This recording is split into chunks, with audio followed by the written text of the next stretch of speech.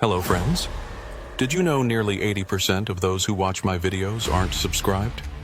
If you enjoy these stories, please hit that subscribe button and leave a like. It really helps. Thank you for being here. By the way, where are you watching from? Let me know in the comments. I've been driving trucks for 14 years, long enough to understand the difference between feeling bad and just being tired. Long enough to trust my instincts when something feels wrong. Long enough to know when to keep going and when to pull over. That January night, my instincts were quiet. Just after 5 in the evening, I picked up my load in Milwaukee. 42,000 pounds of industrial paper rolls to be delivered to a printing plant outside Des Moines. Standard load, standard route. I-94 west to I-90, then I-35 into Iowa. Roads I'd driven hundreds of times, roads I could navigate half asleep if I had to. That was good because I was tired. Not dangerously tired, just the normal fatigue this job brings. The kind we're used to. The weather report said clear skies, temperatures dropping into the low 20s overnight. No precipitation. Light winds out of the northwest. Perfect winter driving conditions. Cold enough that the roads stay solid and predictable. Not so cold that your fuel gels or your airlines freeze. I'd left the truck idling while they loaded me up, and the cab was warm when I climbed back in. My coffee was still hot in the cup holder. I pulled out of the warehouse yard at 5:47 p.m. I remember because I logged it in my book, like always. Estimated arrival time was 1:30 a.m. if I kept a steady pace and didn't hit any delays. 7.5 hours of driving, give or take. I'd done longer runs on less sleep. The sun had already set by the time I merged onto I-94. That time of year, darkness comes early in Wisconsin. The sky was that deep blue-black color it gets right after sunset, before true night settles in. My headlights cut through it easily. Traffic was light. A few cars heading home from work, another semi about a quarter mile ahead of me, nothing unusual. The road was dry, the lanes were clear, and my rig felt good under me. Responsive. Solid. I settled into the drive, letting my mind go quiet the way it does on long hauls. This is what people who don't drive trucks don't understand. It's not about staying alert every single second. That'll burn you out in a week. It's about finding that zone where you're aware but not tense, where your body knows what to do and your mind can drift a little. Not daydreaming exactly. More like existing in the present without thinking too hard about it. The other semi ahead of me took the exit for Madison. I watched his taillights disappear down the ramp, and then I was alone. Just me and the occasional car passing in the opposite direction. The radio was playing something country, low enough that I could barely make out the words. I wasn't really listening to it. It was just background noise, something to fill the silence. Around 7 o'clock, I crossed into Minnesota. The landscape didn't change much. Still flat farmland stretching out on both sides of the highway, broken up by the occasional cluster of lights marking a town. The sky was fully dark now, moonless. Just stars and the glow of my headlights on the pavement ahead. That's when I noticed the temperature gauge. It was dropping faster than I expected. When I'd started out, it had been 26 degrees. Now it was reading 19, and I'd only been driving for an hour and a half. I frowned at it, then checked the external thermometer mounted on my mirror. 18 degrees, still dropping. I turned up the radio a notch, not because I wanted to hear the music, but because I wanted to hear the weather updates when they came on. The song ended, and the DJ came on, talking about some concert coming up in Minneapolis. I waited. Finally, he mentioned the weather. Clear skies, cold front moving through, Temperatures expected to drop into the teens overnight. Advisories for black ice on bridges and overpasses. Black ice. Every trucker's nightmare. It's not really black, of course. It's just a thin layer of ice on the road that's so clear you can't see it. The asphalt shows through, so it looks like the road is just wet, or even dry. You don't know it's there until your wheels hit it, and suddenly you've got no traction at all. No control. 40 tons of truck and cargo sliding across the pavement like a hockey puck, and there's nothing you can do but hold on and pray. I've seen it happen. Hell, I've felt it happen. That sickening moment when your steering wheel goes loose in your hands and the truck stops responding to your input. Usually, it only lasts a second or two before your tires find purchase again, but those seconds feel like hours. And if you're on a bridge or a curve or anywhere near another vehicle, I shook my head, pushing the thought away. The roads were dry, I'd been checking, and the temperature would have to drop below freezing for black ice to form, which meant I checked the gauge again. 16 degrees now. Damn. I eased off the accelerator a little, letting my speed drop from 65 to 60. Not much, but enough to give me a little more reaction time if something went wrong. I was still making good time. I'd hit the Minnesota-Iowa border around 9:30. Then it was straight shot down I-35 to Des Moines. The highway stretched out ahead of me, empty and dark. I hadn't seen another vehicle in 20 minutes. The only signs of civilization were the occasional farmhouse lights in the distance. Tiny pinpricks of yellow against the blackness. Everything else was just darkness and road.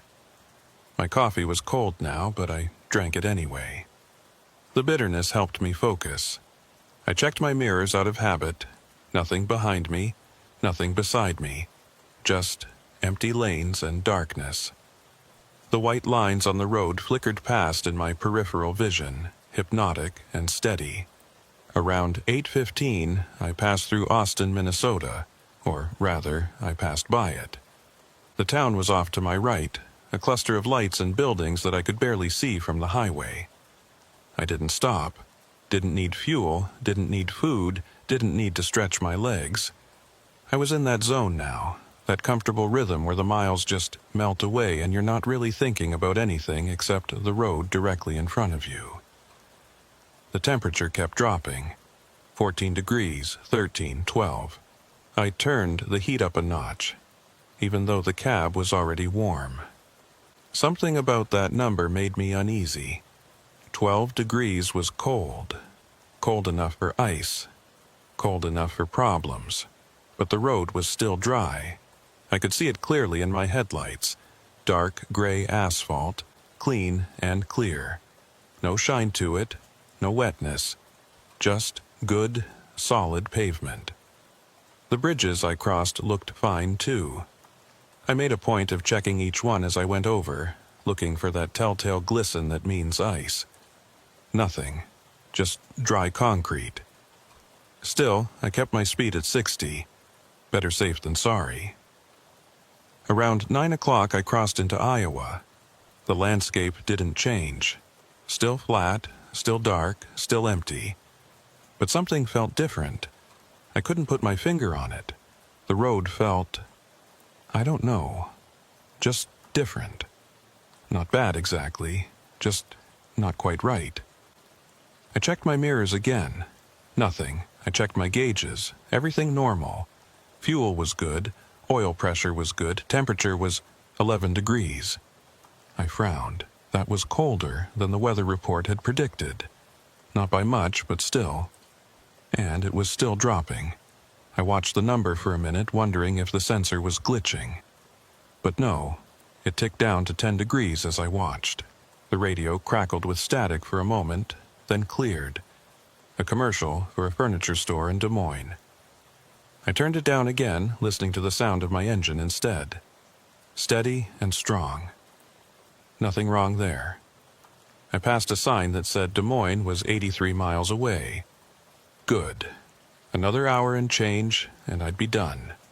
I'd unload, grab a few hours of sleep in my bunk, then head back to Milwaukee in the morning. Simple. Routine. Except nothing about that night was routine, even though it felt like it at the time. Around 9:30, I noticed something odd. There was a car behind me. Not unusual by itself. Cars passed me all the time, usually going faster than my 60 miles per hour. But this one wasn't passing. It was just sitting there, maybe a quarter mile back, matching my speed exactly. I watched it in my mirror for a while, trying to figure out what it was doing. The headlights were steady, not getting closer or farther away, just maintaining that exact distance. After a few minutes, I shrugged and looked away. Probably someone on cruise control, not paying attention. But 10 minutes later, the car was still there. Same distance, same speed. I tapped my brakes, just a light touch to make my taillights flash. Sometimes that's enough to make someone realize they're following too close, or to snap them out of whatever trance they're in. The car didn't react, just kept coming, steady as a metronome. Now I was getting annoyed. I sped up to 65, watching my mirror. The car sped up too. Still that same quarter-mile distance. I slowed back down to 60. So did the car. What the hell? I muttered. I thought about pulling over, letting the car pass. But something stopped me. I didn't like the idea of stopping out here in the middle of nowhere with some weirdo following me. Better to just keep going, keep watching. If the car was still there when I got to Des Moines, I'd deal with it then. The temperature gauge read 9 degrees now. I started paying closer attention to the road surface, scanning ahead for any sign of ice. Still looked dry. But at 9 degrees, black ice was definitely possible. More than possible. Likely, especially on bridges and overpasses where the air circulates underneath and makes the surface colder than the surrounding road. I was coming up on a bridge now, a long one spanning what looked like a river valley. I eased off the gas even more, letting my speed drop to 55. The bridge approached in my headlights, the metal guardrails gleaming dully on either side. The road surface looked fine, dark and dry. My tires hummed across it, steady and true. No problems, no ice. But something felt wrong. I couldn't explain it. The truck was handling normally, the road was clear, the bridge was behind me now, and I was accelerating back up to 60. Everything was fine. But that feeling was still there, sitting in my chest like a cold stone. Something wasn't right. I checked my mirrors. The car was still behind me, still maintaining that exact same distance. I could see the headlights clearly now, 2 bright points in the darkness, unwavering and steady. "Come on," I said out loud. "Either pass me or back off." The car did neither. The radio crackled again, longer this time. I reached over and adjusted the tuning knob, trying to clear it up. The static got worse for a second, then resolved into a voice. The DJ from earlier, talking about the cold front. I caught the tail end of what he was saying, advising caution on bridges and overpasses tonight, especially after midnight when temperatures are expected to drop into the single digits. If you're out driving, take it slow and watch for ice. Single digits, great. I checked the temperature gauge, 8 degrees, still dropping. The thing about black ice is that it doesn't look like ice. It looks like nothing. It looks like road. You can be driving along, feeling perfectly safe, thinking everything's fine, and then suddenly your back end kicks out, or your front wheels won't respond to steering, and you realize too late that you're on ice. By then, there's nothing you can do except try to ride it out and hope you don't hit anything. I'd been lucky so far in my career.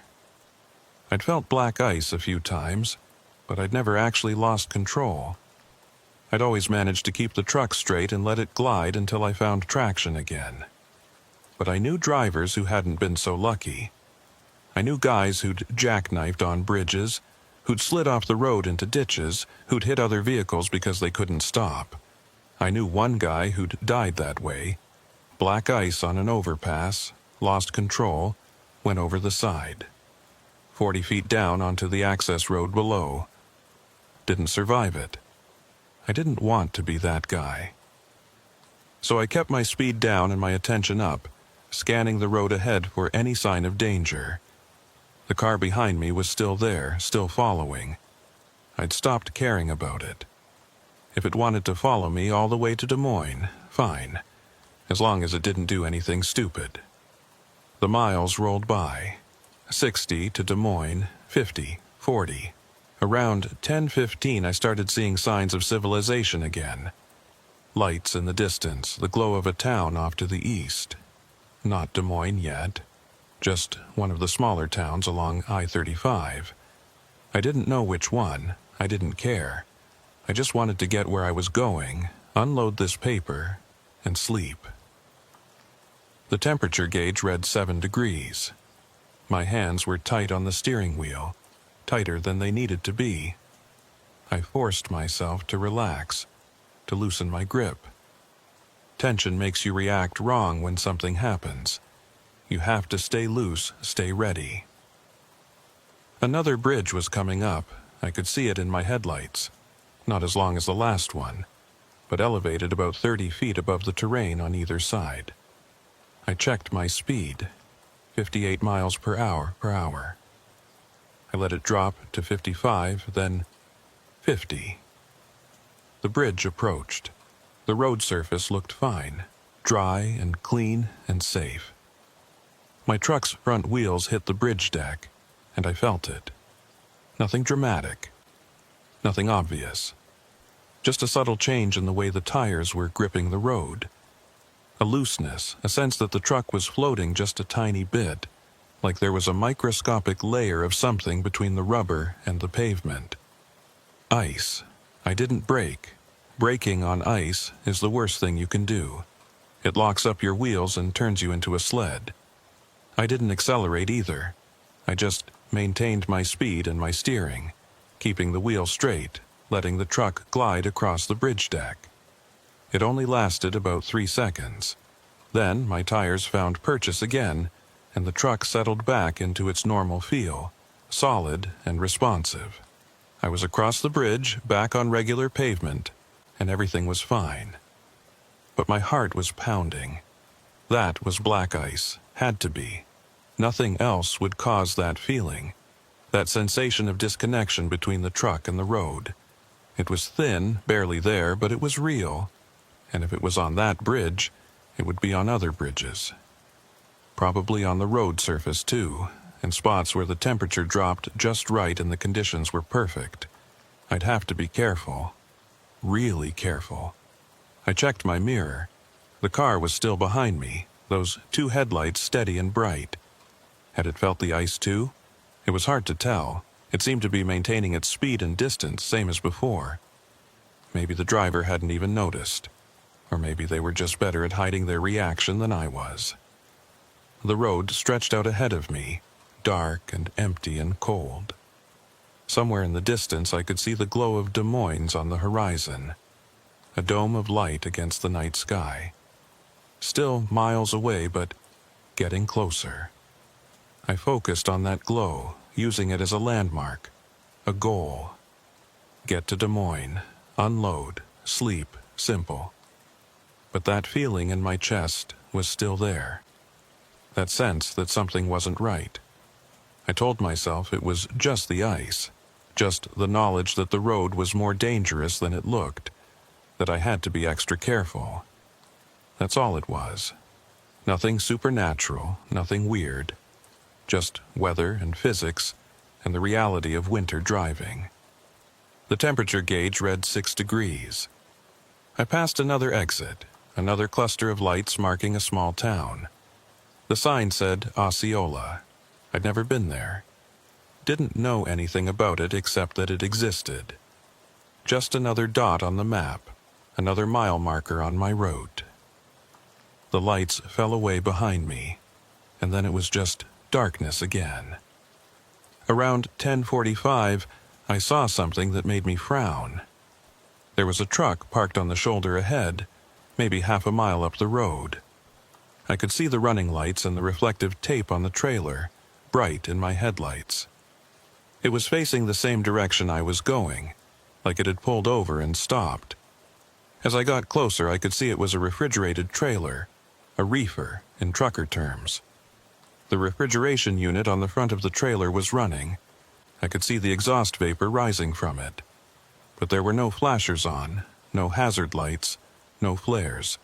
Just a truck sitting on the shoulder in the middle of the night. I slowed down as I approached, trying to see into the cab. The windows were dark. I couldn't tell if anyone was inside. I thought about stopping to check if the driver needed help, but something made me keep going. Maybe it was that feeling in my chest. Maybe it was the car still following behind me. Maybe it was just the ice and the cold and the darkness making me paranoid. Whatever it was, I drove past the parked truck without stopping. I watched it in my mirror until it disappeared into the darkness behind me, and I felt a small stab of guilt. What if the driver was hurt? What if they needed help?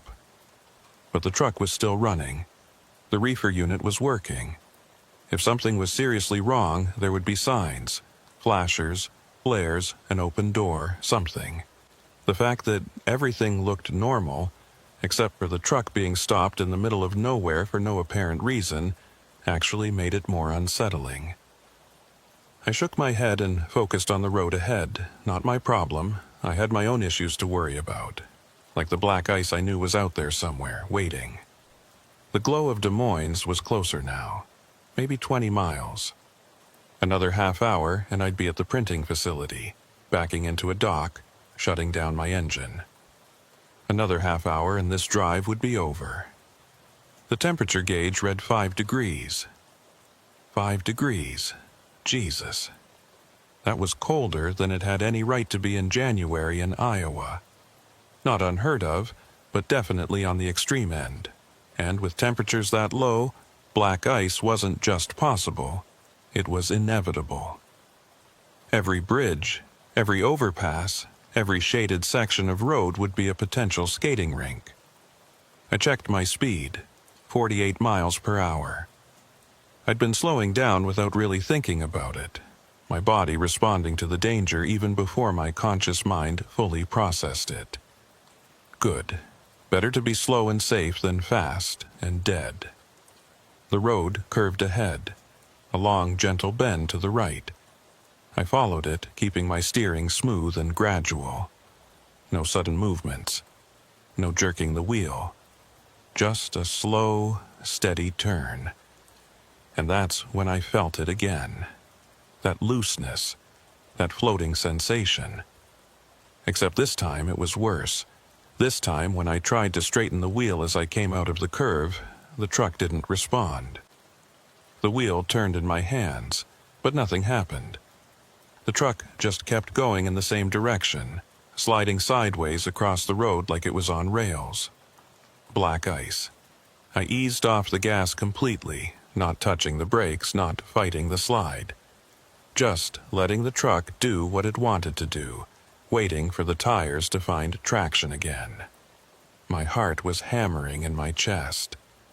The white line on the right side of the road was disappearing under my trailer. I was drifting toward the shoulder, toward the grass beyond it, and there was nothing I could do except wait and hope. Then the tires caught.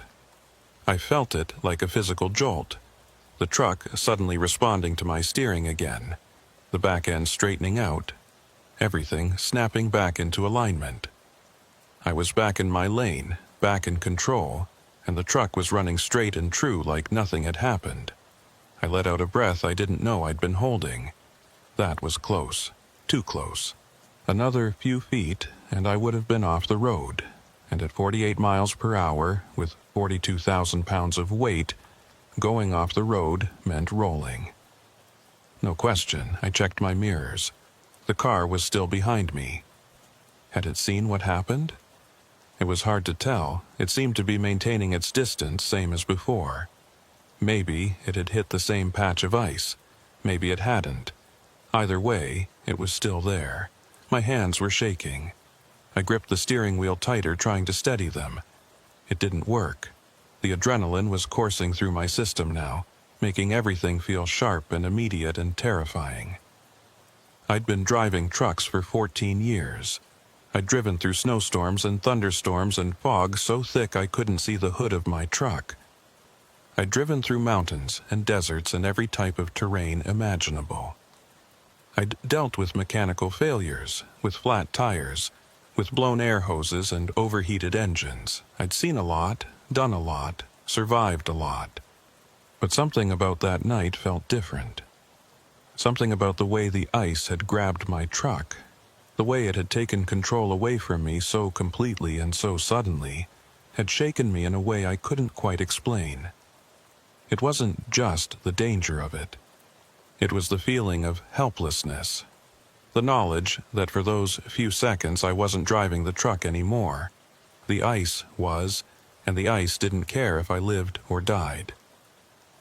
The glow of Des Moines filled the sky ahead now. I could see individual lights instead of just a general dome. Buildings, streetlights, civilization, safety. I aimed for them like they were a beacon, something solid and real in a night that suddenly felt anything but. The temperature gauge read 4 degrees, 15 miles to Des Moines. 15 miles and I'd be done. I could do 15 miles, I could do this. The road ahead looked clear, dry, safe. But I knew better now. I knew that the road could look perfect and still be deadly. I knew that black ice didn't announce itself. It just waited, invisible and patient, until you hit it. I kept my speed down at 45. Slower than I wanted to go, slower than I needed to go, but fast enough to keep moving forward.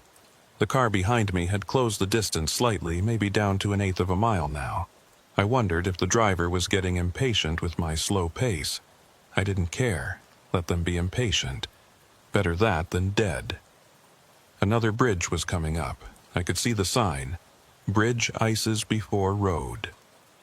Like I needed the reminder. I slowed down even more, letting my speed drop to 40. The bridge approached in my headlights, the metal guardrails running along both sides. It was a long one, maybe a 1/4 mile from end to end, spanning what looked like a river or a lake. I couldn't tell in the darkness. My front wheels hit the bridge deck. Instantly, I felt it. The ice. It was everywhere, coating the entire surface of the bridge like a sheet of glass. My truck started sliding immediately, the back end kicking out to the left, the trailer beginning to swing around behind me. I didn't panic. I couldn't afford to panic. I steered into the slide, turning the wheel left to match the direction the back end was going, trying to keep everything in a straight line. The truck responded sluggishly, fighting me, wanting to jackknife. I eased off the steering, giving it less input, letting physics work instead of fighting against them. The trailer swung back the other way, overcorrecting. I turned the wheel right just a little, trying to catch it. Too much. The back end started sliding right now, and I was running out of bridge. The guardrail was coming up fast on my right side, and if I hit it at this angle, it would tear the trailer open like a can opener. I turned the wheel left again, more this time, really working it. The truck was sliding sideways now, almost perpendicular to the road. My trailer blocking both lanes. If another vehicle came along, they'd hit me broadside and we'd both die. But there was no other vehicle, just me and the ice and the darkness. And the car behind me. I caught a glimpse of it in my mirror. Those 2 headlights much closer now, maybe only 100 feet back. It should have been panicking, should have been braking hard, should have been trying to avoid the sliding truck in front of it. But it wasn't. It was just coming, steady and straight, like nothing was wrong. Then my tires found traction. I don't know how, don't know why. Maybe I'd reached the end of the ice patch. Maybe my tires had finally warmed up enough to bite. Whatever the reason, the truck suddenly straightened out, snapping back into alignment so fast I nearly overcorrected and sent myself into another slide. But I caught it, held it steady, And then I was off the bridge and back on regular pavement, and everything was solid again. I was breathing hard, sweating despite the cold. My hands hurt from gripping the steering wheel so tight. I checked my mirror. The car was still there, still following, like it had just driven across the bridge without any problems at all, like the ice hadn't even been there. "What the hell are you?" I whispered. The car didn't answer, just kept coming, those headlights unwavering and bright. 10 miles to Des Moines.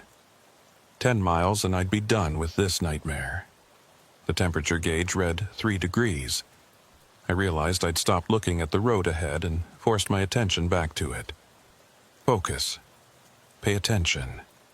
Don't let yourself get distracted by that car or the ice or anything else. Just drive. Just get there. The road was straight now, running through flat farmland with nothing on either side except darkness. Good. No curves, no bridges, no surprises. Just straight, simple driving. I could handle that, except the road didn't feel right. I can't explain it better than that. The road just felt wrong. The truck was handling normally, the pavement looked fine. All my gauges were reading normal. But something was off. Something I couldn't put my finger on. Maybe it was just paranoia. Maybe after sliding on that bridge my nerves were shot and I was imagining problems where there weren't any. That made sense. That was logical. But logic didn't explain the feeling in my chest. The way my instincts were screaming at me that something was very, very wrong. I checked my mirrors compulsively now, every few seconds. The car was still there, still following, still maintaining that exact distance, like it was tethered to my truck by an invisible rope. 5 miles to Des Moines. I could see the outskirts of the city now, buildings, lights, roads leading off the highway, signs for exits and services.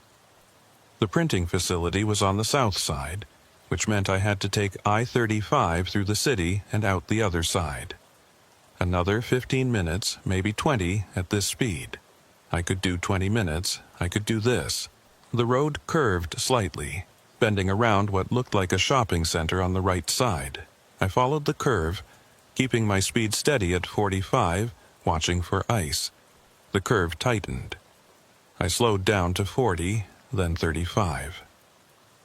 Something about the angle felt wrong, like the curve was sharper than it should be, like I was going too fast even though I was barely moving. And then I felt it. The ice. But this time was different.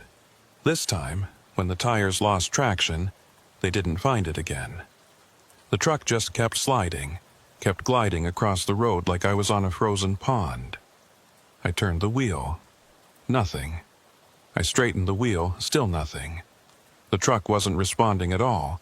It was just moving in whatever direction momentum was taking it, and momentum was taking it toward the shoulder, toward the grass, toward the ditch beyond. I tried pumping the brakes, just little taps, trying to scrub off some speed without locking up the wheels. It didn't work. If anything, I seemed to be going faster, picking up speed on the curve even though my foot wasn't on the accelerator. The shoulder was rushing up on my right side. I was going to hit it. I was going to leave the road. And at 42,000 pounds, leaving the road at any speed was catastrophic. I braced myself, gripping the steering wheel so hard my knuckles went white. And then, impossibly, the truck straightened out.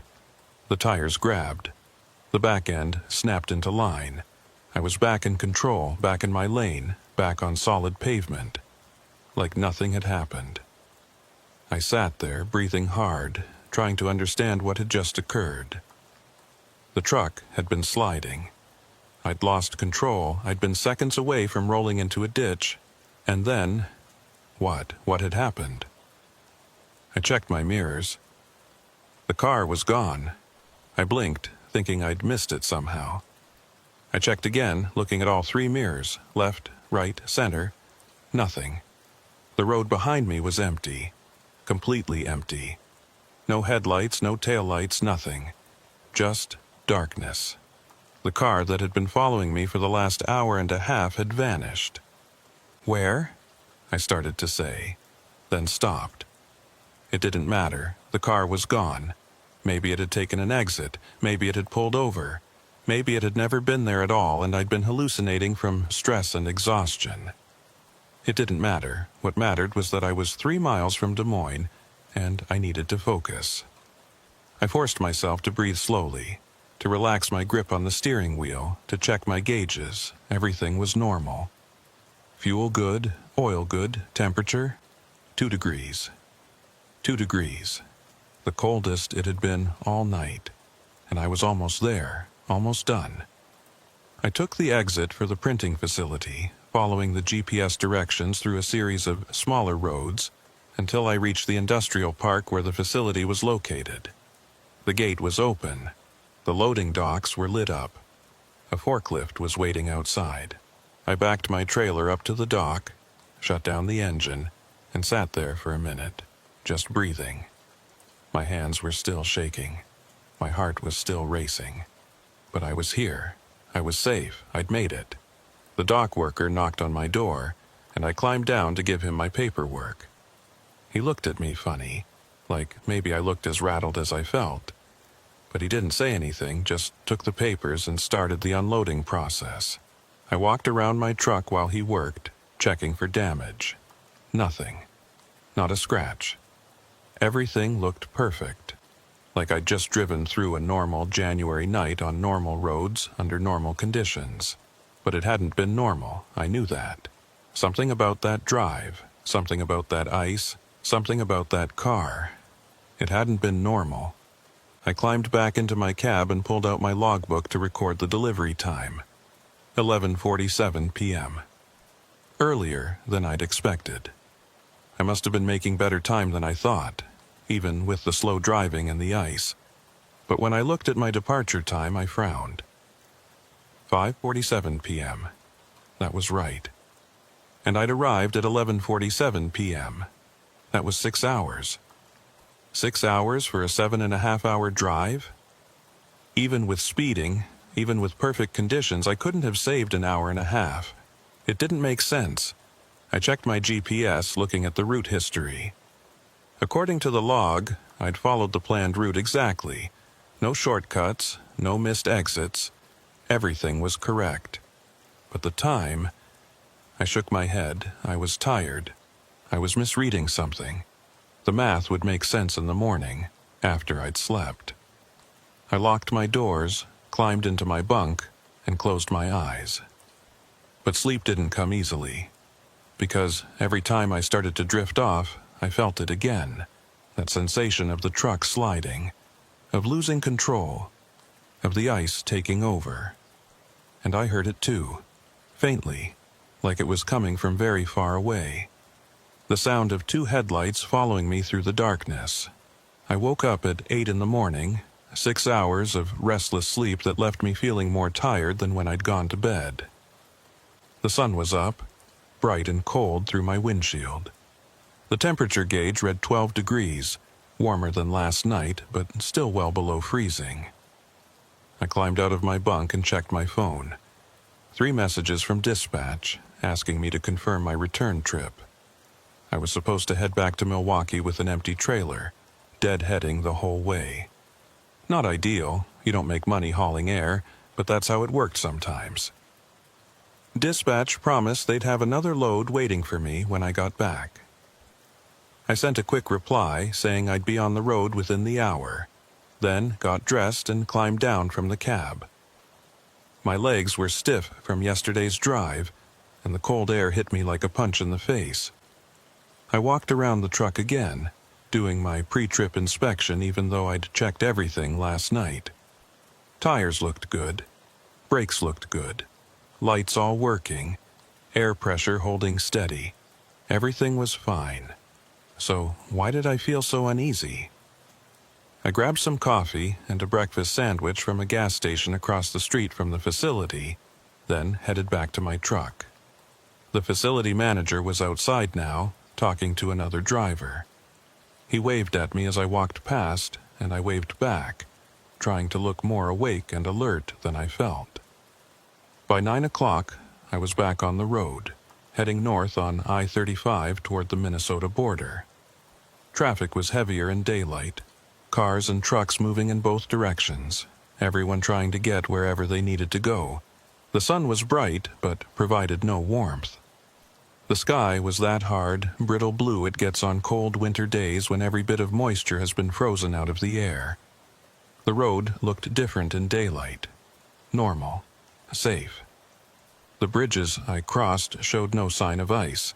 The sun had warmed them up enough to melt any thin coating that might have formed overnight. I drove at a steady 65 miles per hour, making good time, letting the miles fall away behind me. But I couldn't stop thinking about last night. The more I thought about it, the more unsettled I became. The missing hour and a half in my timeline. The car that followed me and then vanished. The way the ice had grabbed my truck, then let it go at the exact moment before disaster. None of it made sense. None of it fit together the way it should. I told myself I was overthinking it. Black ice was unpredictable, that was the whole point. It grabbed you when you least expected it, and released you just as randomly. The car had probably taken an exit I didn't notice. The time discrepancy was probably a mistake in my logging, or maybe I'd been driving faster than I thought without realizing it. Logical explanations. Rational explanations. Explanations that made perfect sense if you didn't think about them too hard. But I was thinking about them. I couldn't stop thinking about them. Around 11 o'clock, I passed through Osceola, Minnesota, the same town I'd driven past last night in the darkness. In daylight, it looked like any other small Midwestern town. Gas stations, fast food restaurants, a Walmart, some houses.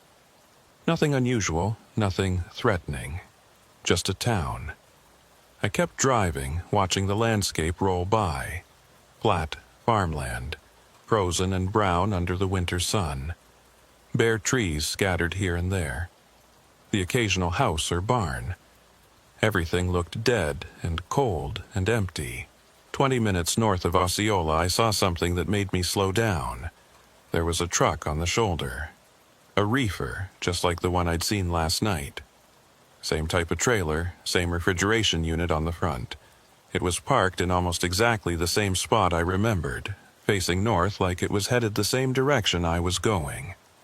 I checked my mirrors and pulled over onto the shoulder about 100 feet behind it.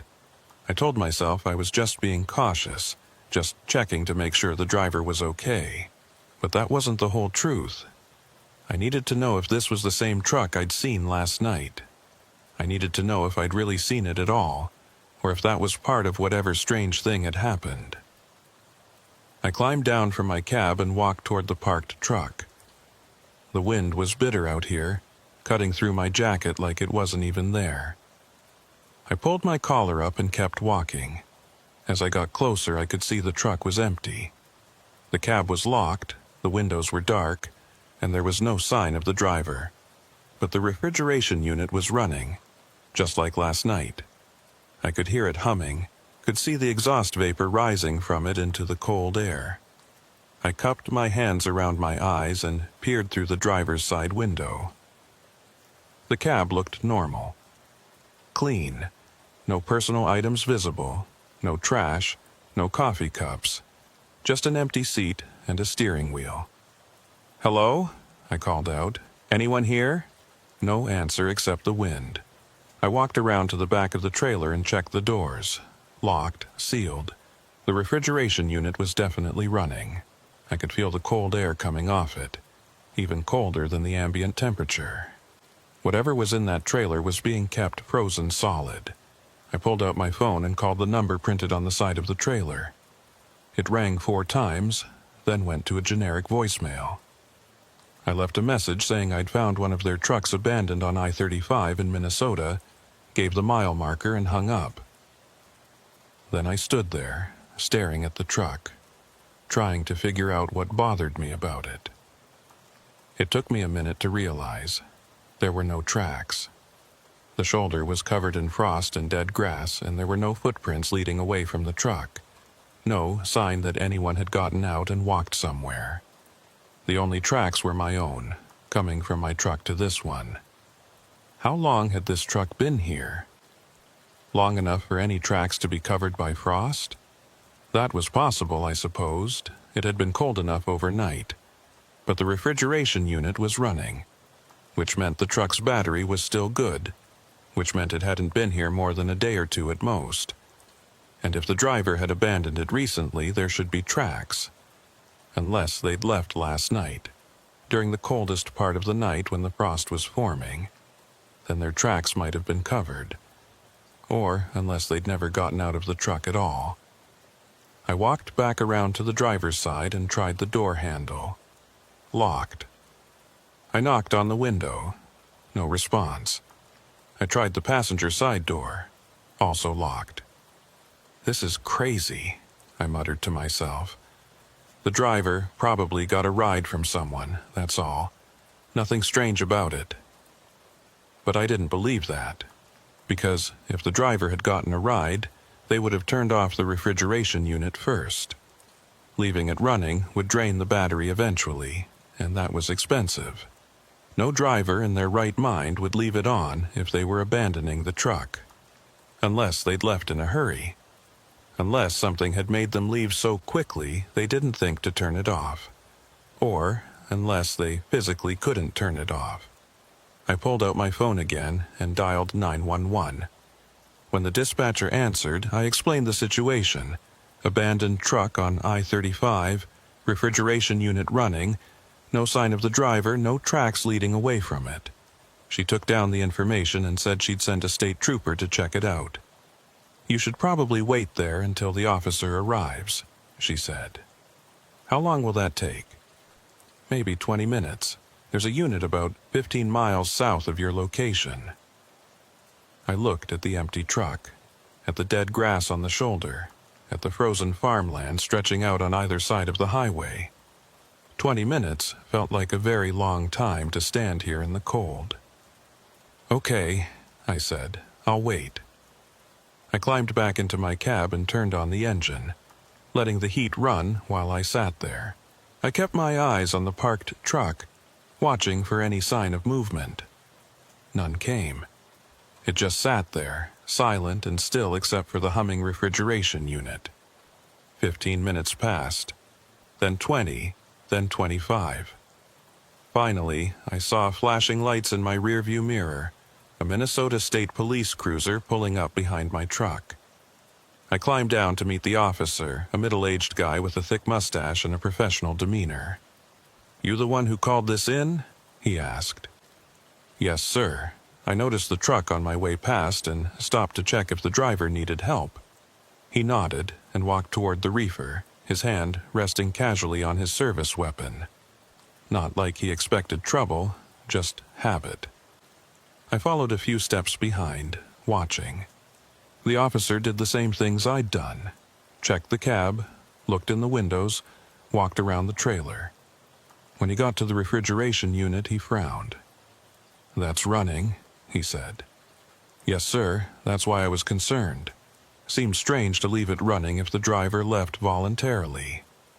He pulled out his radio and called something in. The truck's plate number, I think. Then he tried the doors, found them locked, and walked back to his cruiser. I waited by my truck, stamping my feet to keep warm. A few minutes later, he came back over. The truck's registered to a refrigerated freight company out of Wisconsin. I called their dispatch and they said the driver checked in last night around 10 p.m., said he was experiencing mechanical trouble and was pulling over to assess it. They haven't heard from him since. What kind of mechanical trouble? They didn't say. But here's the thing. Dispatch said he was southbound when he called, heading from Minneapolis to Des Moines. So this truck shouldn't be facing north. I felt something cold settle in my stomach. What? This truck is pointed north. If he was heading south to Des Moines, he would have pulled over facing that direction. This looks like he was heading north, back toward Minneapolis. Maybe he turned around after he stopped, Maybe. The officer didn't sound convinced. I'm going to have to get the trailer opened, check what's inside. Company's sending someone with keys, but that'll take a few hours. You said you were just passing by? Yes, sir. I made a delivery in Des Moines last night, heading back to Milwaukee now. What time did you drive through here last night? I thought about it. Around 10:30, maybe 10:45. See anything unusual? Any stopped vehicles? I hesitated. Lying to a cop wasn't smart, but telling the truth felt dangerous in a way I couldn't explain. Finally, I said, I saw a reefer parked on the shoulder. Could have been this one. I didn't stop to check. Why not? I don't know. Something felt wrong about it. The officer studied me for a moment. Wrong how? Just wrong. Like I shouldn't stop. I know that sounds stupid. Actually, he said slowly, it doesn't. I've been doing this job for 18 years, and I've learned to trust those feelings. They keep you alive sometimes. He glanced back at the parked truck. You remember anything else about last night? Other vehicles in the area? Anything that seemed off? I thought about the car that had followed me, the one that had disappeared. But that sounded even crazier than saying I'd had a bad feeling, so I shook my head. No, sir, just empty highway. He nodded and wrote something in his notebook.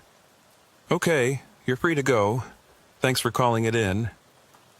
I climbed back into my truck and pulled away slowly, watching the scene in my mirrors. The officer was back at the reefer, examining something on the ground near the passenger side. I couldn't tell what. As I drove north, I couldn't shake the feeling that I'd just lied to that cop. Not about the specifics, I had told him the truth about what I'd seen, but I'd left out the important parts. The parts that didn't make sense. The parts that made me question my own memory and sanity. The car, the ice, the missing time. The feeling that something had followed me through the darkness last night. Something that used headlights as eyes and black ice as fingers. Something that maybe hadn't let me go after all. I pushed the thought away and focused on driving. The temperature gauge read 15 degrees. Warmer than last night, but still cold enough for ice in the right conditions. I kept my speed reasonable and my attention on the road. By noon, I was passing through Austin, Minnesota, the same town I'd bypassed last night in the darkness. In daylight, I could see it clearly, a decent-sized town with all the usual amenities. Normal. Safe. Boring. I kept driving. Around 1 o'clock, I crossed back into Wisconsin. The landscape didn't change much, but something about crossing that state line made me feel a little better. Like I was leaving whatever had happened behind, confined to Iowa and Minnesota, unable to follow me home. Except I didn't feel alone in the truck. I know how that sounds. But it's the truth. Ever since I'd left Des Moines this morning, I'd had this sensation of being watched. Not from outside the truck, from inside. Like someone was sitting in the passenger seat, just out of my peripheral vision, staring at me. I kept glancing over, of course. The passenger seat was empty. It was always empty, but the feeling wouldn't go away. I turned on the radio, hoping some noise would help.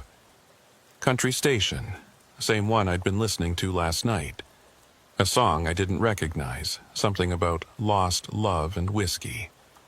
I let it play, not really listening, just wanting the cab to feel less empty. The song ended, and the DJ came on. That was Luke Combs with Forever After All, coming up on 1 o'clock here on KXYZ, and we've got a weather update for you folks. Temperatures are expected to drop tonight, down into the single digits across most of Minnesota and Wisconsin.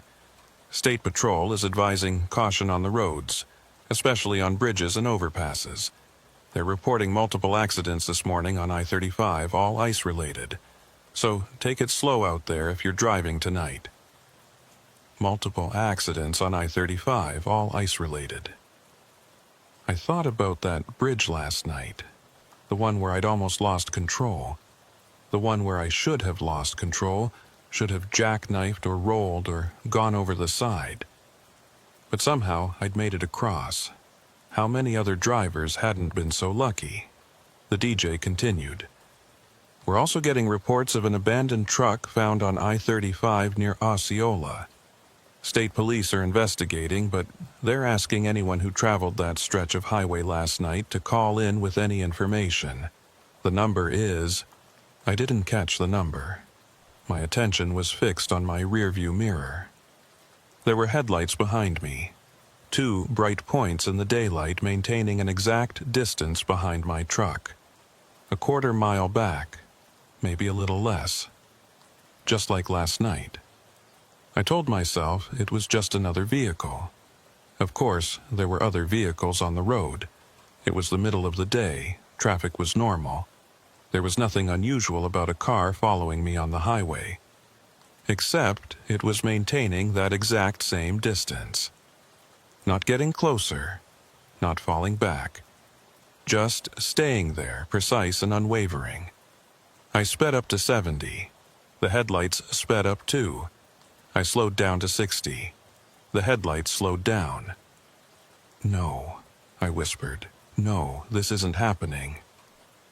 But it was happening. The car, if it was a car, was following me again. In broad daylight on a clear road, it was following me. I grabbed my phone and took a picture of my rearview mirror, capturing the headlights. The image was blurry, just 2 bright spots against the highway behind me. I couldn't tell what kind of vehicle it was. Couldn't see any details, just lights. For the next hour, I drove with those lights in my mirror. They never got closer, never fell back. Just maintained that exact distance like they were tethered to my truck by something invisible. I tried to stay calm, tried to focus on the road ahead. I had maybe 80 miles left until Milwaukee. 80 miles and I'd be back at the warehouse, back in civilization, back where things made sense. But those 80 miles felt like 800. Around 2:30, I passed through Madison. The traffic got heavier, cars and trucks surrounding me on all sides. I couldn't see the headlights anymore, too many other vehicles in the way. I told myself that was good. They were gone. Whatever had been following me had gotten lost in the traffic. Except when I got past Madison and the traffic thinned out again, the headlights were still there. Same distance, same position. Like nothing had happened. "What do you want?" I said out loud. No answer. Just those 2 points of light, steady and bright. I thought about pulling over, forcing a confrontation, but every time I considered it, that feeling in my chest came back. That sense of wrongness, of danger. My instincts were screaming at me to keep driving, to not stop, to get to Milwaukee as fast as possible. So I kept driving. By 3:30, I could see Milwaukee on the horizon. The city spread out ahead of me, familiar and comforting. I'd been based out of this city for 5 years now.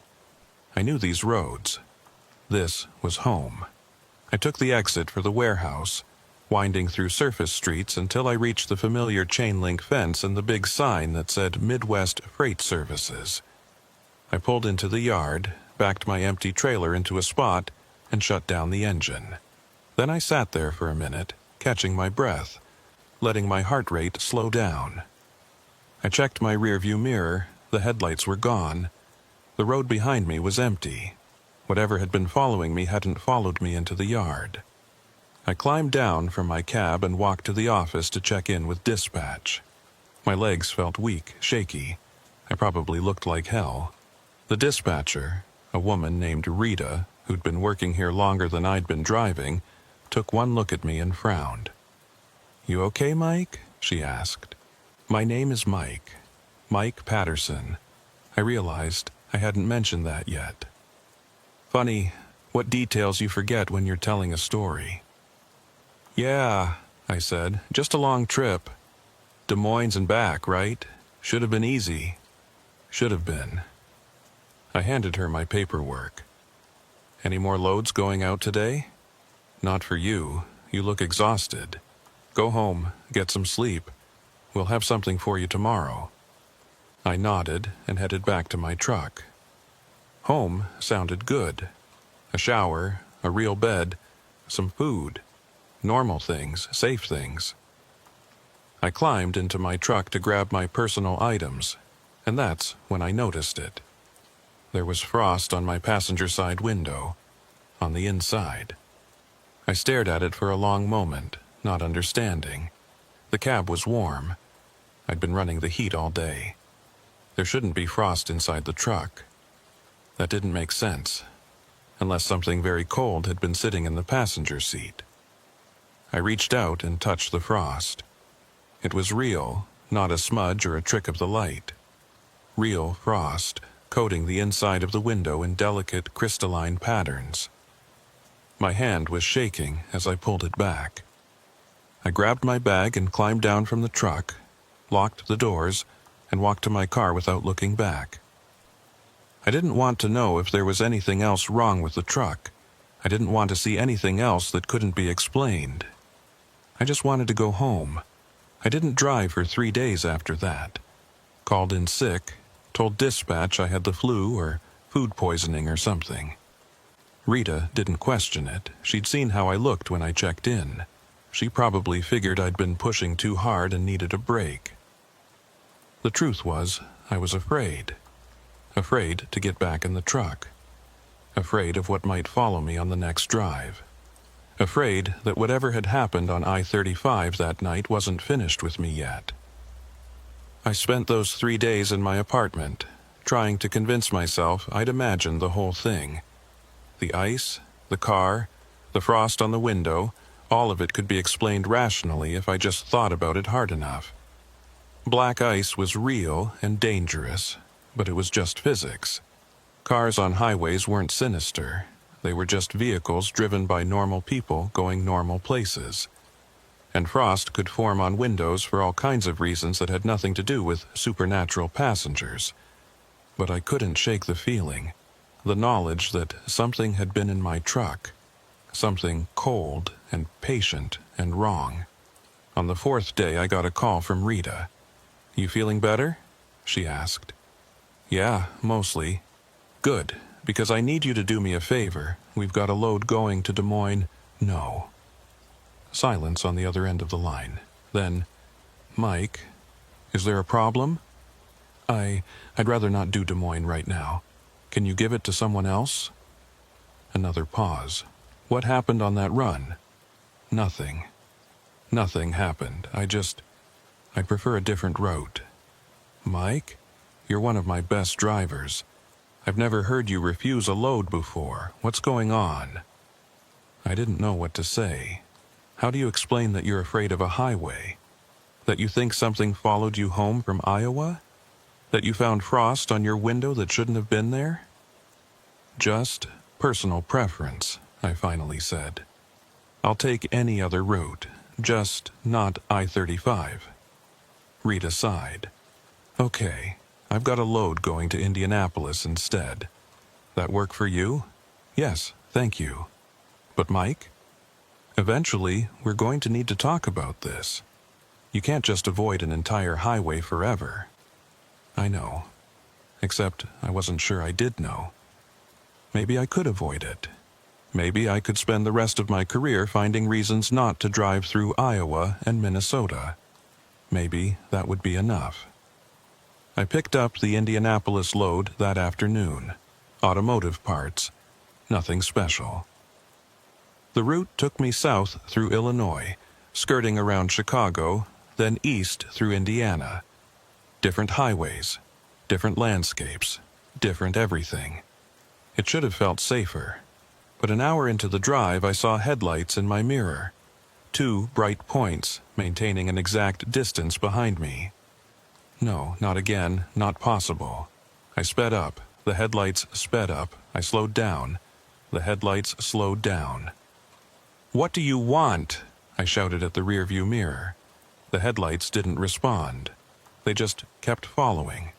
Steady and patient. and utterly indifferent to my fear. I pulled over at a rest stop, my hands shaking so badly I could barely steer. I parked in the truck section and sat there, engine idling, watching my mirrors.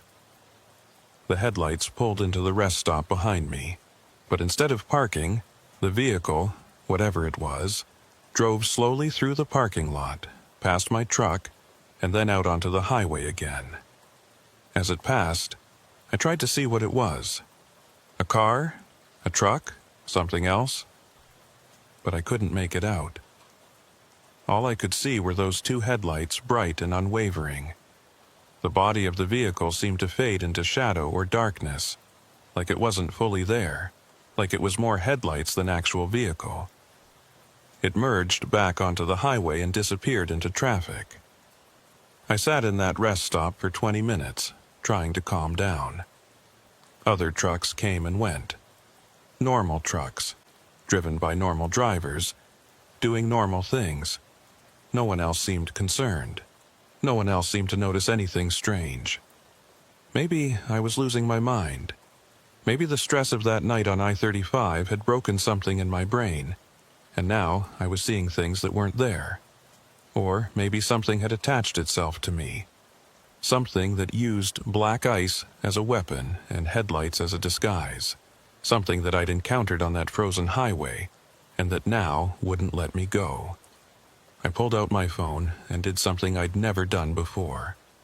I searched for information about I-35 and accidents. What I found didn't make me feel better. There were dozens of results. Hundreds, maybe. Reports of accidents, fatalities, unexplained crashes. But what caught my attention were the patterns. Multiple drivers reported losing control on clear roads with no visible ice. Multiple drivers reported being followed by unidentified vehicles that vanished without explanation.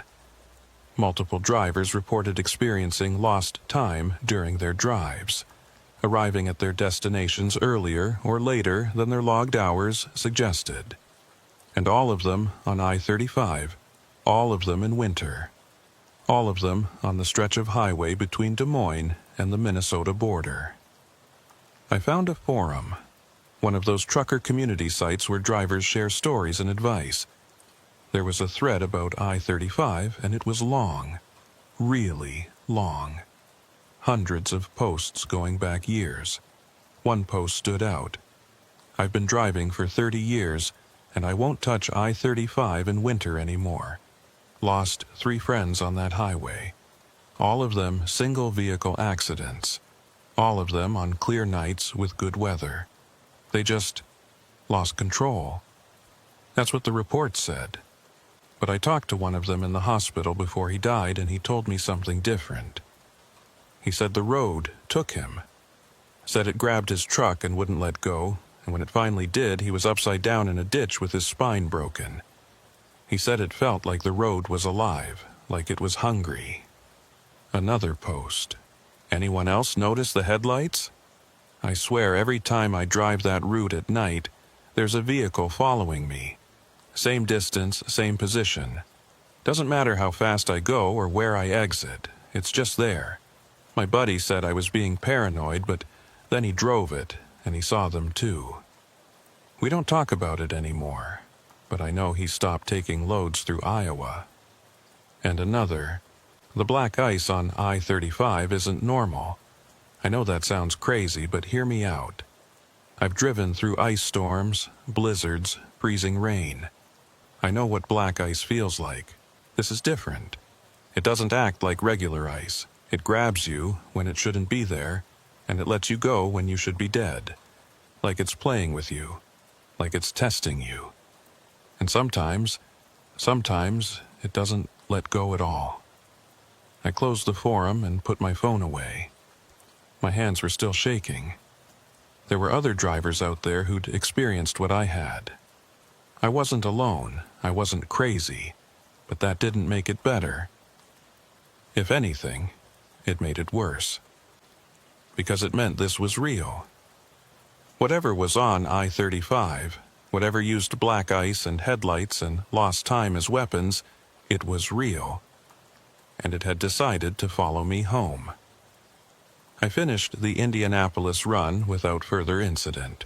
No more headlights in my mirror, no more strange feelings.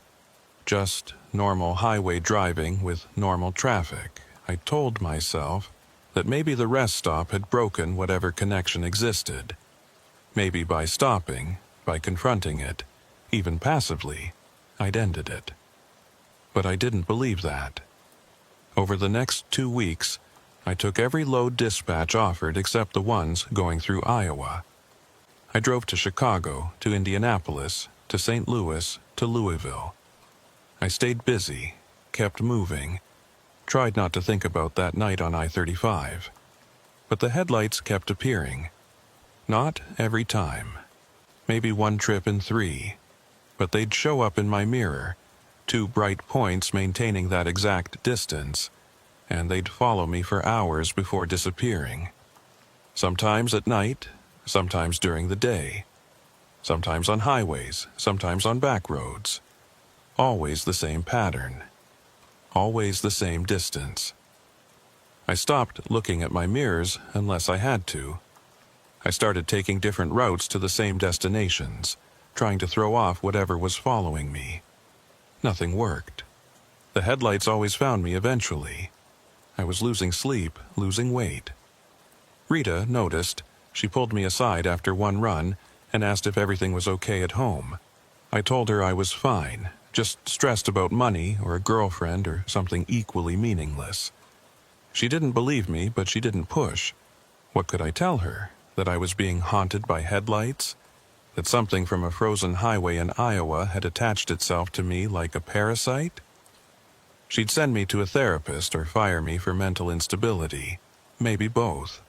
On a Tuesday night in February, I was driving back from St. Louis on I-55, approaching Springfield, Illinois. It was late, almost midnight, and traffic was light. The temperature had dropped into the 20s, and the roads were starting to show patches of frost in my headlights. The headlights appeared in my mirror, right on schedule.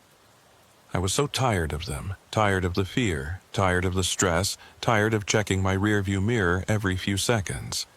So I did something stupid. I pulled over, just yanked my truck onto the shoulder and stopped. Flashers on, waiting. If something wanted to follow me, fine. Let it follow me. Let it show itself. I was done running. The headlights approached in my mirror, getting closer than they ever had before. Close enough that I could almost see something. A shape. A vehicle. But it was indistinct. Blurry. Like I was looking at it through frosted glass. It pulled up behind my truck and stopped.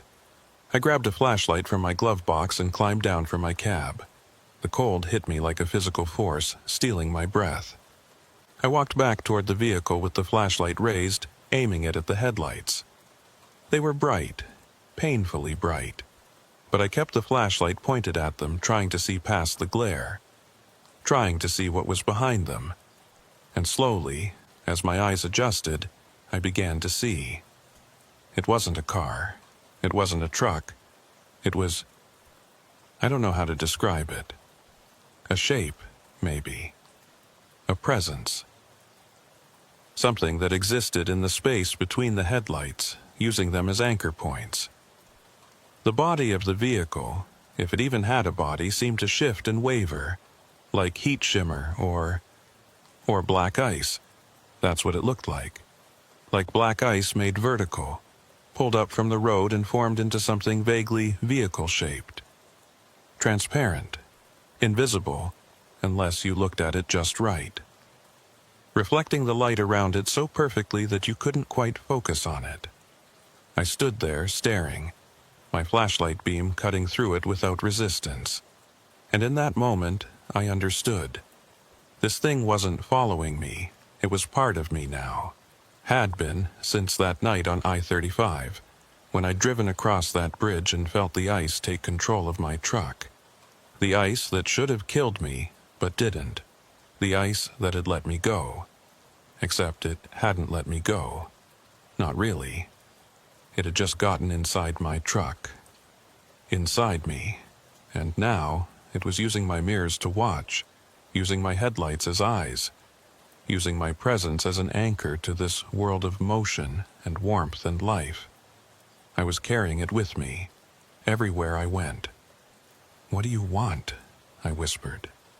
The shape between the headlights shifted, changed, and for just a moment, just a fraction of a second, I saw something else. Something that might have been a face, or might have been the memory of a face. Features frozen and blurred, expression locked in something between terror and resignation. A driver. Someone who'd lost control on I-35 and never made it home. Someone the ice had taken completely, instead of just partially. Someone who was now trapped in this thing, this frozen presence that lived between the headlights and the highway, and it wanted me to join it. I stumbled backward, dropping my flashlight. It hit the frozen shoulder and went out, plunging everything into darkness except for those two bright points. The headlights. They didn't move, just watched. I turned and ran back to my truck, my breath coming in ragged gasps that froze in the air. I climbed into the cab, slammed the door, locked it. My hands were shaking so badly I could barely get the key in the ignition. The engine started. I threw the truck into gear and pulled back onto the highway, not checking my mirrors, not looking back. Just driving, faster than I should have. Faster than was safe. After about 5 miles, I couldn't help it. I checked my rearview mirror. The headlights were gone, but the passenger seat window was frosted over. On the inside, again, and this time I could see something in the frost. A pattern, like someone had dragged their finger through it, writing something. I didn't want to look, didn't want to see what it said, but I looked anyway. 2 words, written in reverse so they'd read correctly from my seat. Soon, Mike. That was 3 months ago. I haven't driven I-35 since that night in January. I won't. I don't care how much money I lose. I don't care if dispatch fires me. I'm never going back to that highway. But it doesn't matter, because the thing from that highway, the thing that lives in the black ice, the thing that wears headlights like eyes, it's still with me, in my truck, in my mirrors, waiting. It appears every few trips now. Sometimes I'll go a week without seeing it, and I'll start to think maybe it's gone. Maybe I'm free. Then I'll be driving through Indiana or Illinois or Wisconsin, and there it'll be in my rearview mirror. 2 bright points of light, maintaining that exact distance. Reminding me that it hasn't forgotten, that it's patient, that it's waiting for me to drive past a bridge at the wrong moment, or to hit a patch of ice at the wrong angle, or to make the wrong decision at the wrong time, waiting for me to become like that face I saw between the headlights, frozen and trapped and lost. I've tried everything. I had a priest bless my truck. Didn't work. I tried burning sage in the cab like some internet article suggested. Didn't work. I even traded trucks, got assigned to a completely different rig. The first time I drove it, the headlights showed up in my mirror within an hour. It's not the truck that's haunted. It's me. Last week, I looked up that abandoned reefer from I-35, the one the state trooper was investigating. Turns out they found the driver, or what was left of him. He was in the trailer, frozen solid, even though the refrigeration unit had only been running for a day. The coroner said the body temperature was well below what the unit could produce. Said it looked like the driver had been frozen from the inside out. They ruled it an accident. Equipment malfunction. But I know better. The ice got him. Completely. Pulled him right out of his cab and into the frozen darkness, and that was that. I wonder how long it'll be before it gets me. I'm writing this down because I need someone to know. If I disappear, if my truck ends up abandoned on some highway with the engine running and no sign of me, I need someone to understand what happened. The black ice on I-35 isn't normal. It's alive, or something like alive. It hunts. It takes drivers and traps them in the frozen space between the road and the night. And once it marks you, Once it decides you're next, you can't escape. You can only wait. I'm still driving, still working, still doing my job. But every time I start my engine, every time I pull out onto a highway, I wonder if this is the trip where it finally takes me. Where the ice grabs my truck and doesn't let go, and I end up like that face between the headlights, frozen and lost and trapped forever in the darkness. Rita called me yesterday. Said there's a load going to Des Moines. Said it pays double because nobody else wants to take it. Everyone knows about I-35 now. Everyone knows that highway's cursed, even if they won't say it out loud. She asked if I'd do it. Told me it would really help the company out. Told me I'm her best driver, and if anyone can handle it, I can. I told her I'd think about it. But I won't, I can't, because if I go back to that highway, if I drive across those bridges where the ice took control of my truck that night in January, I think that's what it's waiting for. I think that's what it wants, for me to come back, to finish what started. So I won't go. I'll find another job, another company. Maybe I'll stop driving trucks altogether. Maybe I'll... Hold on. Someone's knocking on my door. I'm not expecting anyone. It's 2 a.m. Who would... The knocking's getting louder, more insistent. I'm looking through the peephole, but I can't see anyone. Just darkness. And are those headlights in my parking lot? They can't be. I'm on the 3rd floor. There's no road here, no highway, just an apartment parking lot. But they're there. 2 bright points aimed directly at my door. The temperature in my apartment is dropping. I can see my breath. The windows are frosting over from the inside. The knocking stopped. Now there's just the sound of ice, cracking, spreading, like footsteps on a frozen lake, coming closer. I understand now. It's not waiting for me to go back to I-35. It's not waiting at all anymore. It's here. And it's...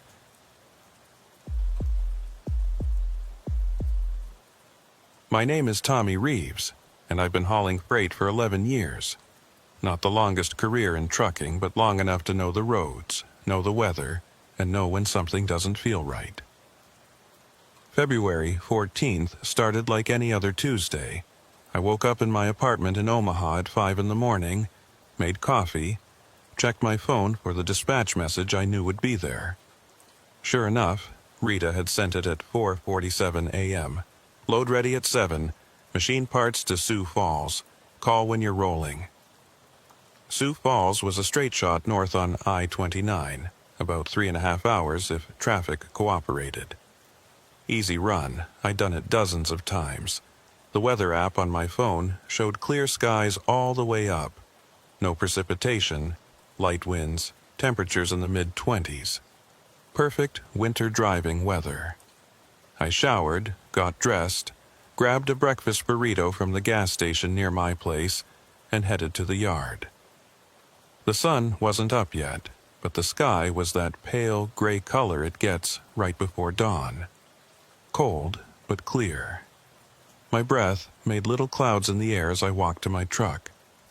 My rig was a 2019 Freightliner Cascadia. Nothing fancy, but reliable. I'd been driving it for 2 years and knew every sound it made, every quirk in the handling. I did my pre-trip inspection by flashlight. Tires good, lights working, air pressure holding steady at 120 psi. Everything looked solid. The load was already waiting when I got to the warehouse. Pallets of industrial machine parts wrapped in plastic and strapped down tight.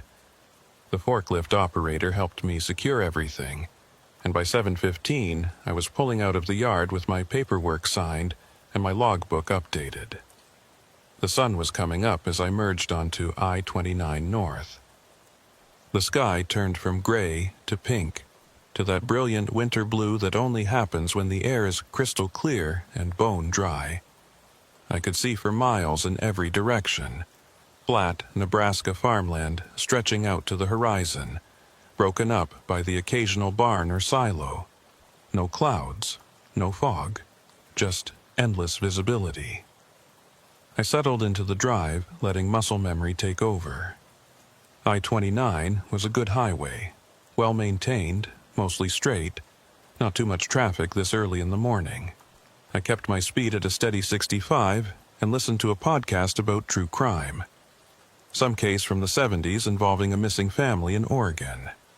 I wasn't really paying attention to the details. It was just background noise to keep my mind occupied. Around 8:30, I crossed into Iowa. The landscape didn't change. Still flat, still frozen, still empty. But something made me turn off the podcast and switch to the radio instead. I don't know why, just a feeling. I found a local station out of Sioux City and let it play. Classic rock, mostly. Some commercials. A weather update every 20 minutes. The DJ kept emphasizing how clear the weather was, how lucky we were to have such good driving conditions. Not a cloud in the sky, folks. Perfect day for a road trip. Just bundle up. It's 23 degrees out there. 23 degrees. Cold, but not dangerously cold. Well above the point where black ice becomes a serious concern. Black ice usually forms when temperatures drop below freezing, and there's some kind of moisture on the road. Rain, fog, melting snow. But the roads were bone dry. I could see them clearly in the morning light. Clean asphalt, no shine, no wetness. Nothing to worry about. Still, I found myself checking my mirrors more often than usual. Not sure why. Just that feeling again. Around 9 o'clock, I saw another truck about half a mile ahead of me. A reefer, judging by the shape of the trailer. It was moving at about the same speed I was, maybe a little slower. I closed the distance gradually over the next few minutes until I was about a quarter mile behind it. The truck looked normal. White trailer with some company logo I couldn't quite make out from this distance. Running lights all working. No visible damage. Just another trucker doing another run. But something about it bothered me. The way it was staying in the right lane, not passing anything, not varying its speed. Just maintaining this steady, constant pace.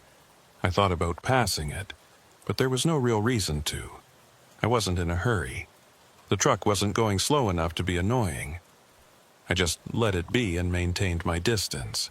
We drove like that for about 20 minutes, me following, the other truck leading. The sun was fully up now, bright and cold. The highway stretched out ahead of us, empty except for the occasional car passing in the opposite direction. Then the other truck's brake lights came on. Not a panic stop, just a gradual slowing. I eased off my accelerator and watched. The truck slowed from 65 to 50, then to 40. Its right turn signal came on. Was it taking the next exit? But there was no exit coming up. I'd driven this route enough times to know. The next exit was another 15 miles north. The truck pulled onto the shoulder and stopped. I frowned and slowed down even more, trying to see what was wrong. As I passed, I looked over at the cab. The driver was a woman. I could see her silhouette through the window. She was sitting perfectly still, both hands on the wheel, staring straight ahead. Not looking at her phone, not moving, just sitting. I thought about stopping to see if she needed help, but something made me keep going. That feeling again. The one that said something wasn't right. I watched the truck in my mirror as it fell away behind me. The driver still hadn't moved. Just sitting there on the shoulder, engine running, staring straight ahead. 5 minutes later, I saw another truck pulled over on the shoulder. Different company, different trailer type. But the same thing, just sitting there, engine running, no visible problem. As I passed, I could see the driver in the cab. A man this time, also just sitting there with his hands on the wheel, not moving. "What the hell?" I muttered. I grabbed my CB radio and keyed the mic. "Breaker 19, this is Tomcat northbound on I-29 at mile marker 73. Anyone else seeing these stopped trucks? Static. Then a voice came through, older guy by the sound of it. Tomcat, this is Grizzly. Yeah, I saw 2 of them about 10 miles back. Thought maybe they were having mechanical issues, but they both looked fine. Weird, right? Real weird, I agreed. Either of them have their flashers on?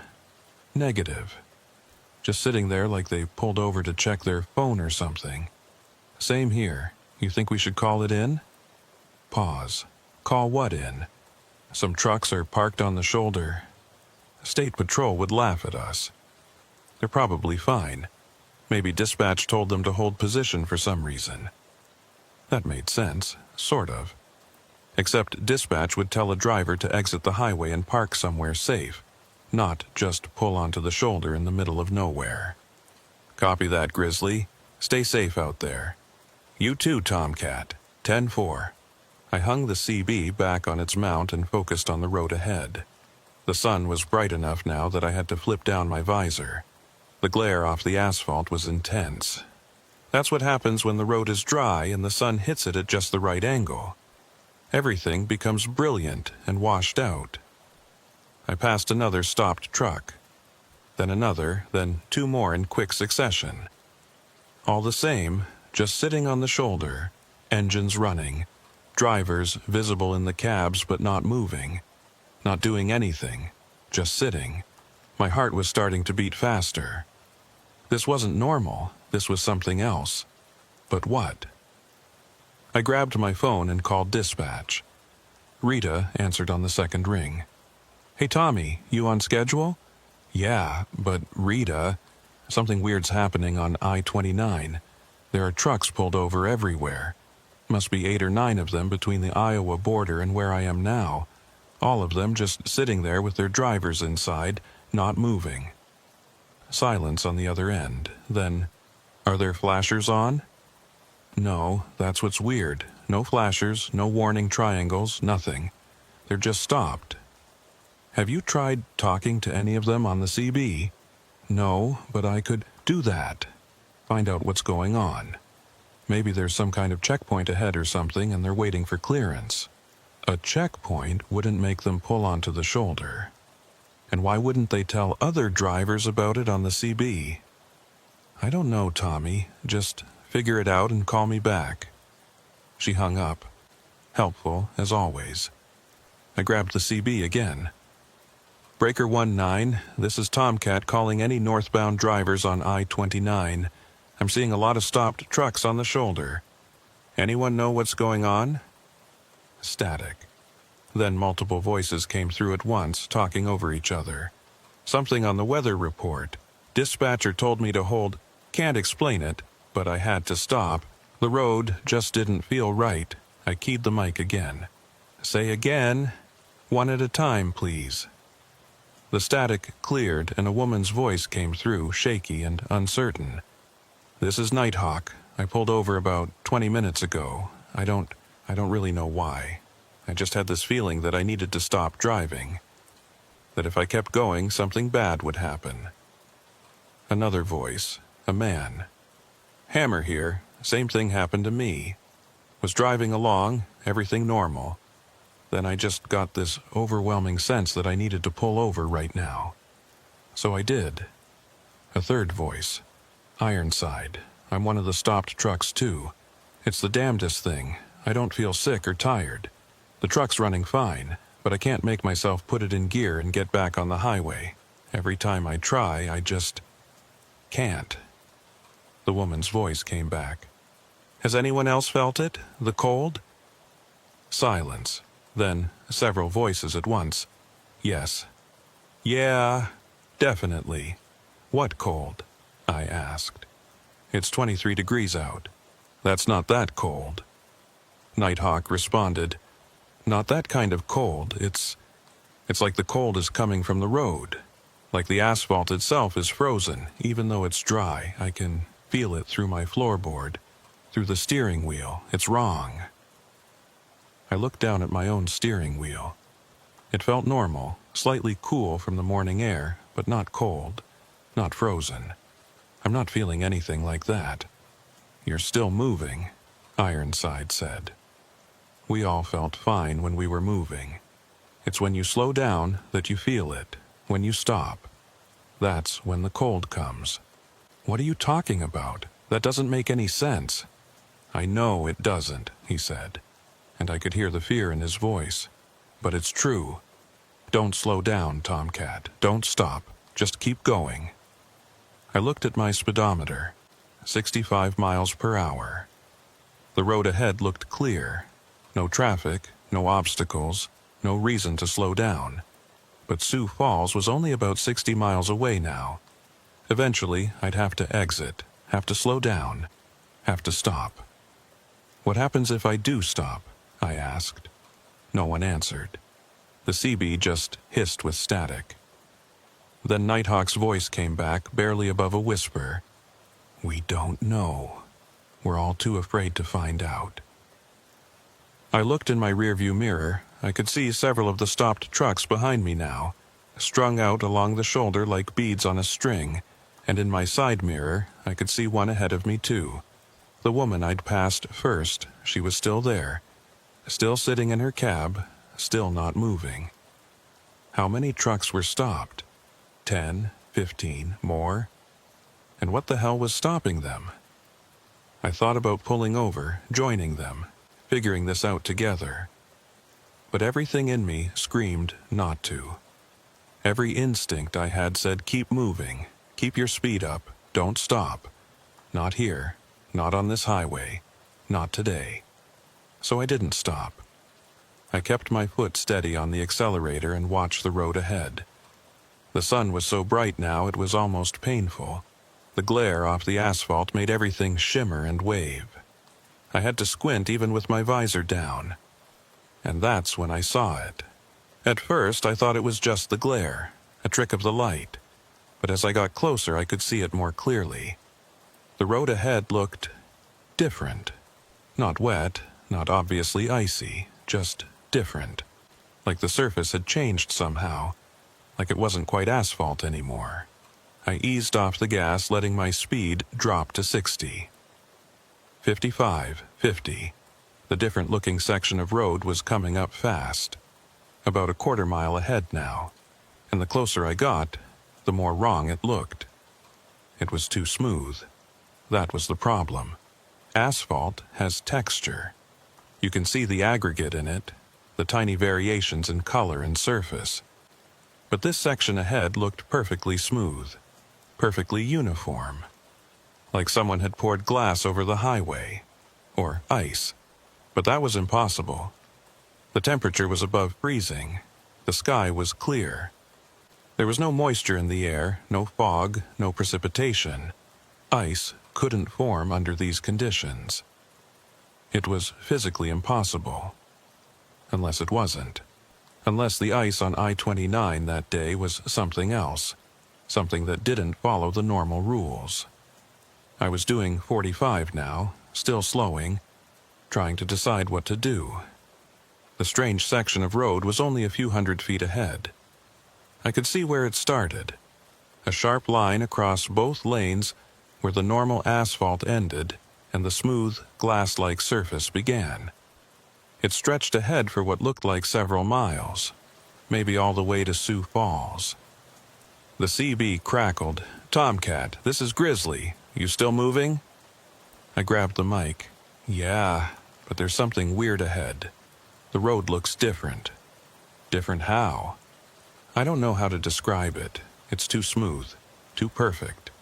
Like it's not asphalt anymore." Pause. "Are you seeing ice?" "I don't think so.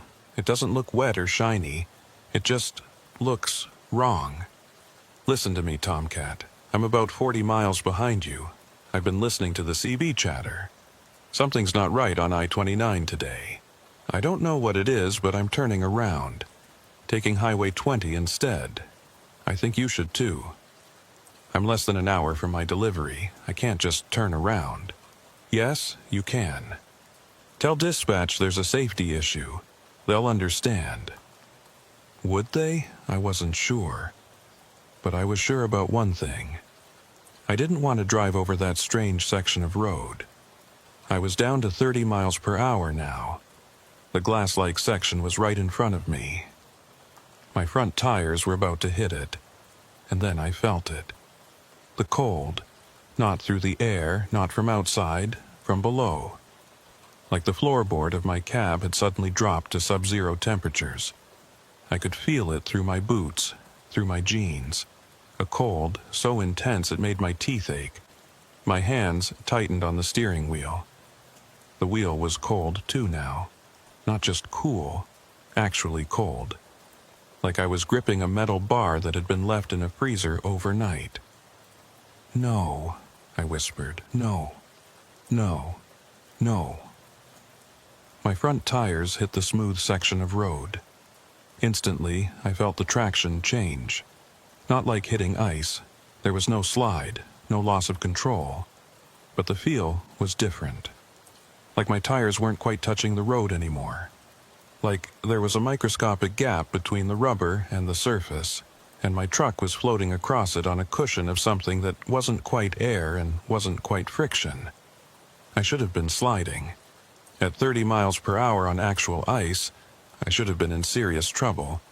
But the truck stayed straight, responded to my steering, maintained its course. Everything felt normal except for that floating sensation and the cold radiating up through the floorboard. I looked in my rearview mirror. The normal section of road was falling away behind me. I was fully on the strange surface now, and my speedometer was reading 28 miles per hour even though my foot was still in the exact same position on the accelerator. I was slowing down, without touching the brake, without changing anything. 26 miles per hour. 24. 22. "No," I said again. "No, don't stop. Don't stop." I pressed down on the accelerator. The engine revved, but the speed didn't increase. 20 miles per hour. 18. 16. The truck was stopping, or the road was stopping it. I couldn't tell which. But my speed was dropping steadily, inexorably, and there was nothing I could do about it. The CB crackled with voices. "Don't stop. Keep moving. It'll take you if you stop." But I was stopping. 14 miles per hour. 12. 10. The cold was intense now. I could see my breath in the cab even though the heater was running full blast. Ice was forming on the inside of my windshield, creeping across the glass in crystalline patterns. My hands were numb where they gripped the steering wheel. 8 miles per hour. 6. 4. "Please," I whispered. "Please don't." 2 miles per hour. The truck came to a complete stop. I sat there, engine running, both hands on the wheel, staring at the ice spreading across my windshield. It was beautiful in a terrible way. Perfect fractal patterns, like snowflakes magnified 1,000 times. Growing faster now, consuming the glass, blocking my view of the road ahead. The cold was unbearable. My entire body was shaking. I could hear my teeth chattering. The heater was still running, but it might as well have been pumping in Arctic air for all the good it did. And then I heard it. A sound like footsteps on ice. Crack, crack, crack, coming from somewhere behind my truck. Getting closer. I looked in my side mirror, but it was frosted over. I couldn't see anything. Just white, just ice. The footsteps stopped. Right outside my door. Someone knocked. 3 times, slow and deliberate. I didn't move. Couldn't move. Every muscle in my body was locked up, whether from cold or fear, I couldn't tell. The knock came again. More insistent this time. "Who's there?" I managed to say, though my voice came out as barely a whisper. No answer. Just another knock. I reached for the door lock, wanting to make sure it was engaged. My fingers were so numb I could barely feel the button. I pressed it down. Click. Locked. The door handle moved. Someone was trying to open it. Trying to get in. "Go away!" I shouted, my voice breaking. The handle stopped moving. Silence. Then the knocking started again. But this time it was on the passenger side. How had they gotten around my truck so fast? I looked at the passenger door. Through the frost on the window, I could see a shape. Someone standing there. Tall and thin and completely motionless except for the hand that was knocking on the door. Knock, knock, knock. What do you want? The knocking stopped. The shape leaned closer to the window, and through the frost I could see a face, or what might have been a face once. Features frozen and blurred, skin blue-white, eyes that were just dark hollows filled with ice. A voice came through the door. Not loud, but perfectly clear despite the glass between us. "Let me in, Tommy. It's so cold out here." I knew that voice. I'd heard it on the CB just minutes ago. It was Nighthawk, the female driver who'd stopped first. "You're not her," I said. "She's still in her truck." "She was in her truck," the voice said. "Before the cold came, before she stopped moving. Now she's here with us, and you're about to be too." No, I'm not stopping. I'm leaving." I threw the truck into gear and pressed down on the accelerator. Nothing happened. The engine revved, but the truck didn't move. It just sat there, frozen to the road. Or frozen by the road, I couldn't tell which. I tried reverse. Same thing, no movement. "You can't leave, Tommy. None of us can leave. The road won't let us. Not once we've stopped. Not once the ice has us." "There is no ice," I screamed. "The roads are clear. The weather report said." "The weather report lied," the voice said. Or maybe it didn't. Maybe this ice was never about the weather. Maybe it was always here, waiting. Just invisible. Just patient. Waiting for the right day, the right conditions, the right drivers. More shapes were appearing outside my truck now. I could see them through the frosted windows. Tall, thin figures standing in a circle around my cab. 8 of them, 10, more appearing every second. All frozen, all dead, all waiting. "This is the ice you don't see," the voice said. "The ice that forms when drivers stop believing it's there. When they trust the weather report. When they think clear skies mean safe roads. That's when it takes them." One of the figures reached up and placed a hand on my driver's side window. The frost spread instantly, growing out from the handprint in perfect spirals. I could see through it for just a moment. Could see the hand itself.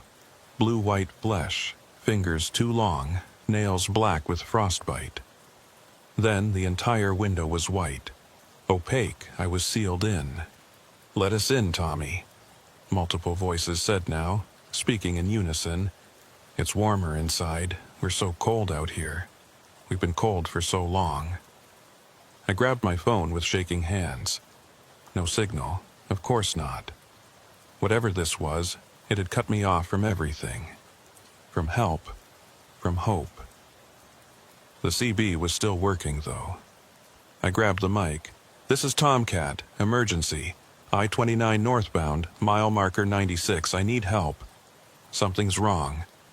The ice, static." Then a different voice came through. Official sounding. "Copy, Tomcat. This is Sioux Falls Dispatch. We're showing clear conditions on I-29. What is the nature of your emergency?" "The road," I gasped. "The road is frozen. There's ice everywhere. I'm surrounded by—" "Sir, our weather sensors show no ice conditions on I-29. Temperature is 24 degrees, no precipitation, no moisture. Are you experiencing a medical emergency? Are you feeling disoriented?"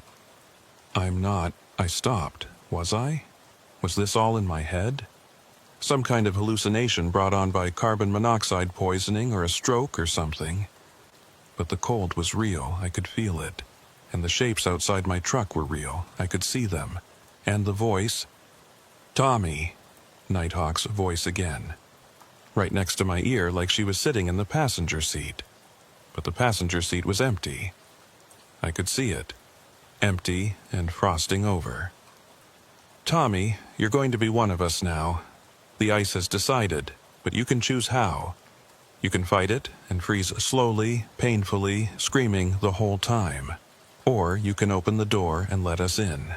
Let the cold take you quickly, peacefully. It's not so bad, being ice. You don't hurt anymore, don't fear anymore, don't feel anything except the cold. And after a while, even that feels like home. No, I said. No, I'm not opening that door. Then you'll freeze where you sit. Like the others who fought, we'll wait. We're very patient. We've been waiting for years, for decades. Since the first drivers stopped on this highway and never moved again. Since the first time the ice learned it could do this, take people without weather, without warning, just by being invisible, just by being patient. I looked at my dashboard. The temperature gauge was plummeting. 50 degrees, 40, 30.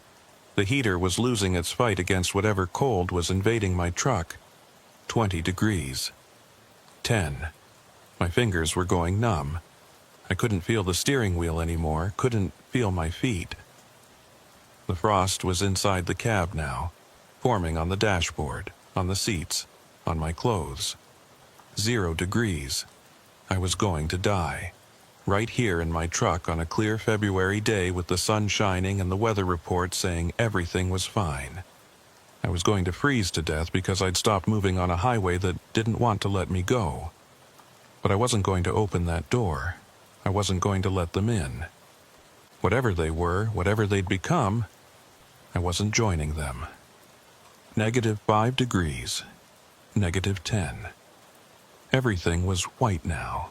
Ice covered every surface inside the cab. I couldn't see out the windows, couldn't see the dashboard, could barely see my own hands on the wheel.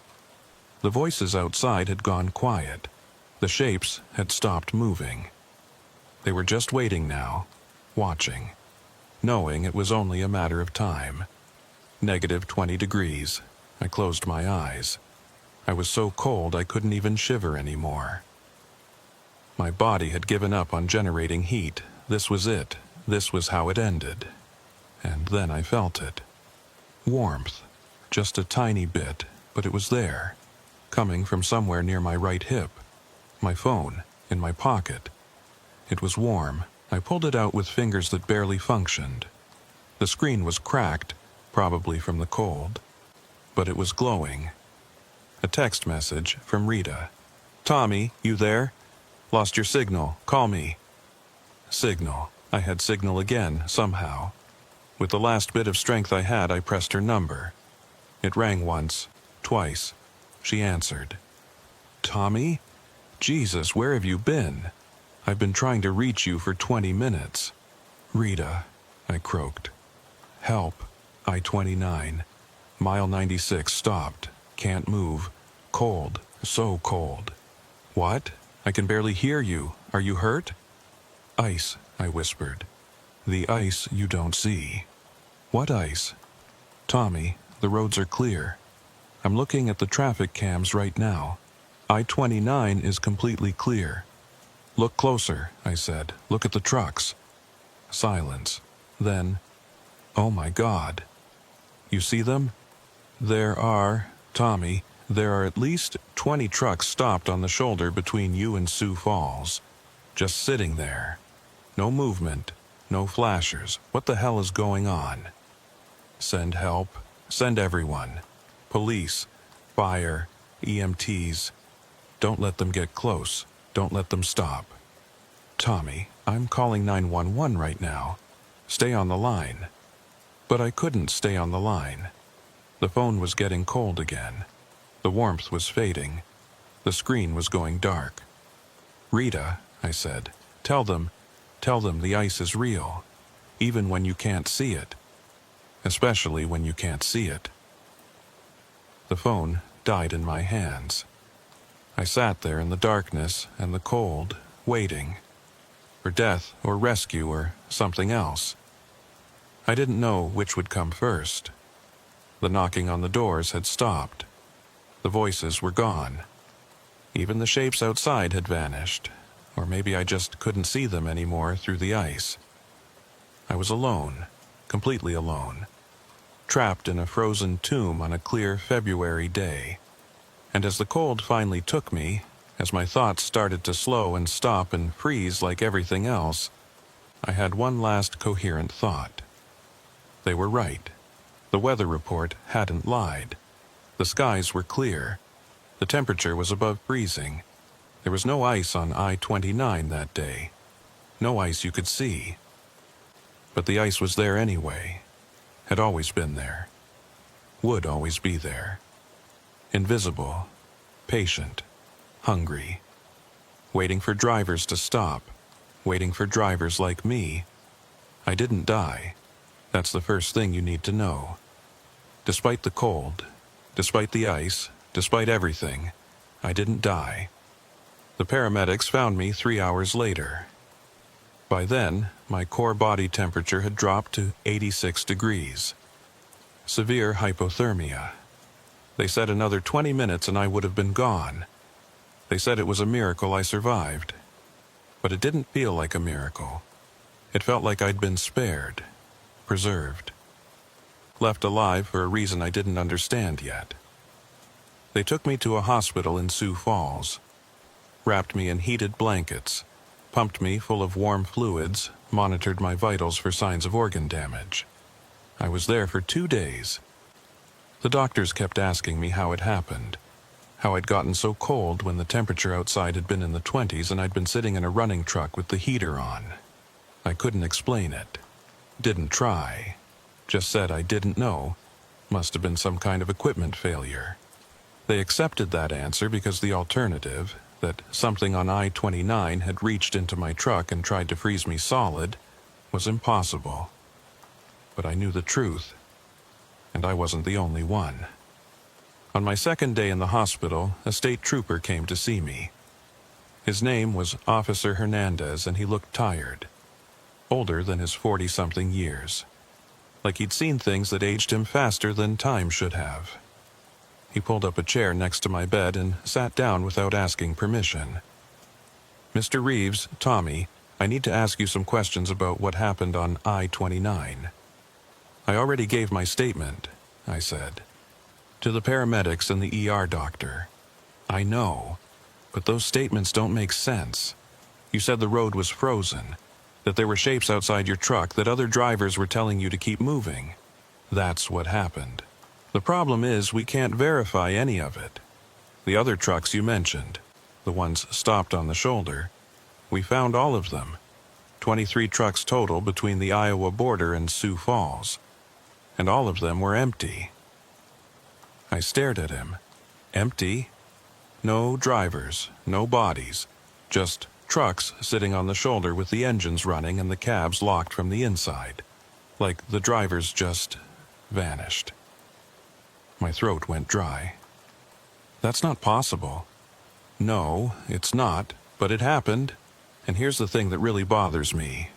According to the logbooks and GPS data, all 23 trucks stopped within a 2-hour window, between 8 and 10 a.m. on February 14th, all of them traveling northbound, all of them within a 30-mile stretch of highway.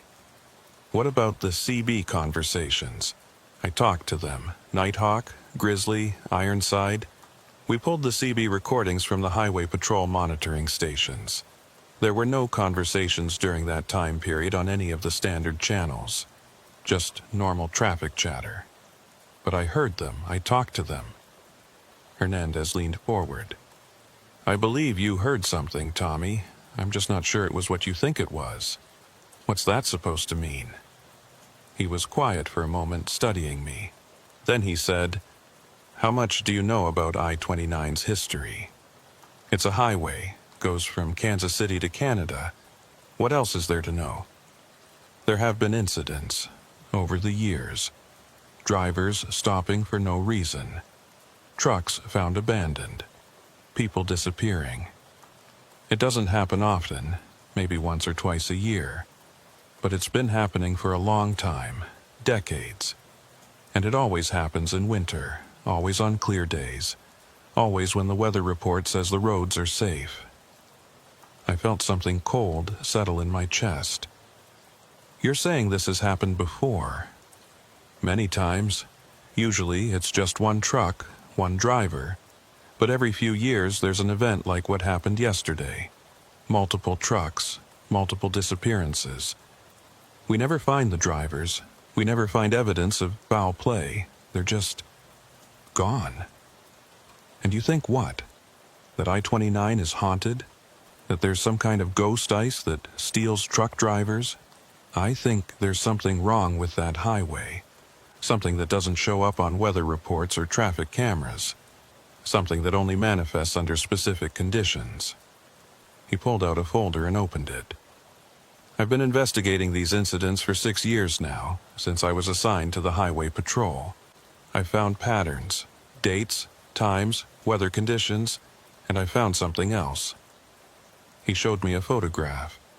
It was grainy and old, black and white, a newspaper clipping from 1967. Mystery on Highway 29, the headline read. 6 trucks found empty, drivers missing. The article described an incident almost identical to what had happened yesterday. 6 trucks stopped on the shoulder over a 20-mile stretch. All engines running, all locked from the inside. All drivers gone without a trace. February 12, 1967, Hernandez said. Clear weather. Temperature in the low 20s. No precipitation. He showed me another article. 1979, 4 trucks. February 15th, clear weather. Another. 1980, 8 trucks. February 18th, clear weather. Another, 1996, 3 trucks. February 11th, clear weather. Do you see the pattern? He asked. February. It always happens in February. Not just February. Mid-February specifically. Between the 10th and the 20th, and always when the weather is clear.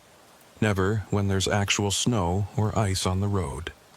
It's like, whatever this is, it doesn't need real winter conditions. It creates its own. I thought about the glass-like road surface, the cold radiating through my floorboard, the ice forming inside my cab despite the heater running full blast. What do you think it is?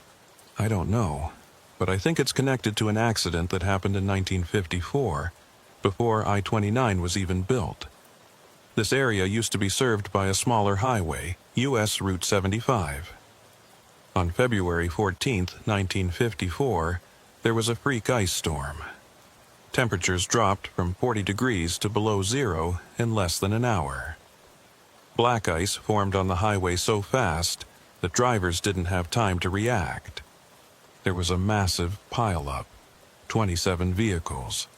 33 people died, including a dozen truck drivers. He showed me another newspaper clipping. This one had photos. Twisted metal, overturned trucks, bodies covered with sheets.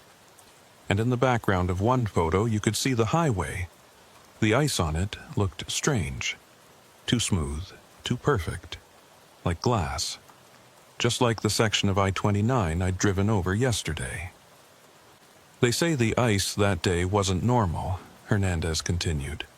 Multiple witnesses described it as appearing out of nowhere. As being impossibly slippery, like driving on a skating rink. One survivor said it felt like the road was trying to hold them there, to keep them from leaving. And you think, what? That the ice from 1954 is still there? That it's haunted or cursed or something? I think something happened that day. Something that left a mark on this area. And every February, when conditions are right, that mark becomes visible again. Or invisible, I suppose. That's the whole problem. You can't see it. It looks like a normal road, right up until you're on it. I remembered Nighthawk's voice. This is the ice you don't see. What about the drivers? I asked. The missing ones, where do they go? Hernandez closed the folder. I don't know. I have theories, but nothing I can prove. Some people think they're dead, that their bodies are somehow hidden or absorbed by whatever this thing is. Others think they're still out there somewhere, trapped, lost in some version of that highway that exists outside normal space. That's insane. Yes, it is, but insane doesn't make it untrue. He stood up. You're lucky, Tommy. You're one of the few people who've encountered this and survived. Most drivers either avoid it entirely or they don't come back. The fact that you're here, talking to me, means you did something right. I didn't do anything. I just sat there and waited to die. But you didn't open the door. The others told you to let them in, didn't they? To open up and join them. I stared at him. How do you know that? Because that's what survivors always report. That they heard voices, saw shapes, felt compelled to open their doors and get out. But the ones who survived didn't. They stayed inside, stayed separate, and eventually, whatever this thing is, it let them go. Why? I don't know. Maybe it only wants willing participants. Maybe it needs you to choose it, or maybe... He trailed off, looking uncomfortable. Maybe what? Maybe it's saving them for later, for next time. Building up its collection slowly, one driver at a time, until it has enough to do something bigger. The thought made my skin crawl. That's a comforting theory. I'm not trying to comfort you. I'm trying to warn you. This isn't over, Tommy. You've been marked now. You've encountered it and survived, which means it knows about you. It'll try again. Try again how? I'm never driving I-29 again. I'm never going near that highway. It doesn't matter. It found you once. It can find you again. Different highway, different time, but the same ice, the same cold, the same voices telling you to stop, to join them. You're saying it'll follow me? I'm saying you need to be careful, especially in winter, especially on clear days when the weather report says everything's fine. That's when it happens. That's when it takes people. He left his card on the table next to my bed. Call me if anything strange happens. If you see things, feel things, hear things, don't try to handle it alone. Then he left, and I was alone with my thoughts and the steady beep of the heart monitor. I was released from the hospital the next day with instructions to rest, stay warm, and follow up with my doctor in a week. Rita had arranged for someone to pick up my truck. It was still sitting on I-29, frozen to the road. Apparently, it took them 6 hours and a flatbed to move it. The tires had been frozen solid to the asphalt, or to the ice, or to whatever that surface was. I took a cab back to Omaha. The drive took me south on different highways, avoiding I-29 completely. I watched the landscape roll by and tried not to think about the 23 missing drivers, about where they were, about what had happened to them after they opened their doors and let the cold in. My apartment felt safe, warm, normal. I cranked the heat up to 75 even though it was probably excessive. I couldn't help it. After spending 3 hours freezing in my truck, I never wanted to be cold again. I called Rita and told her I was taking a week off. She understood, didn't push. Said the company would cover my medical expenses and that my truck would be ready when I was ready to drive again. But I wasn't sure I'd ever be ready. I spent the next few days researching, reading everything I could find about I-29, about the accidents, about the missing drivers. Hernandez had been right. The pattern was clear once you knew what to look for. February, clear weather, northbound traffic, trucks stopping for no reason, drivers vanishing. It had been happening for 70 years, and I'd survived it. Why? What made me different from the others? Was it just luck? Or had something chosen to let me go? On the 4th day, I got a call from an unknown number. I almost didn't answer, but something made me pick up. Tommy? A woman's voice, shaky, scared. Who is this? My name is Lisa. Lisa Martinez. I I got your number from Officer Hernandez. He said you might be able to help me. Help you with what? My husband. He's a truck driver. He disappeared on I-29 3 years ago, February 16th. Clear weather. They found his truck on the shoulder, but he was gone.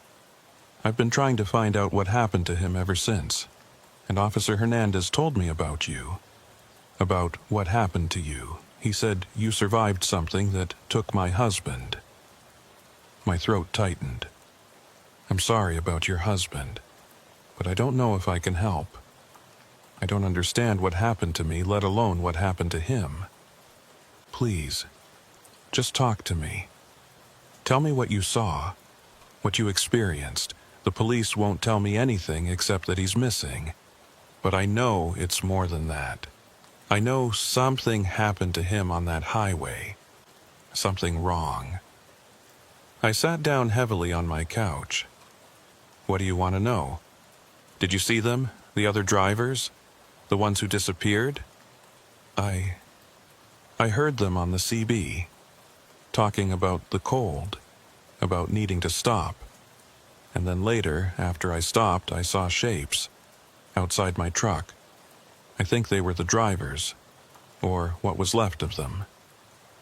Silence, then barely a whisper. Were they dead? I don't know. They moved, they talked, but they weren't alive either, not really. They were frozen, trapped in the ice somehow. Could they leave? Could they go somewhere else? Somewhere not on the highway? I don't think so.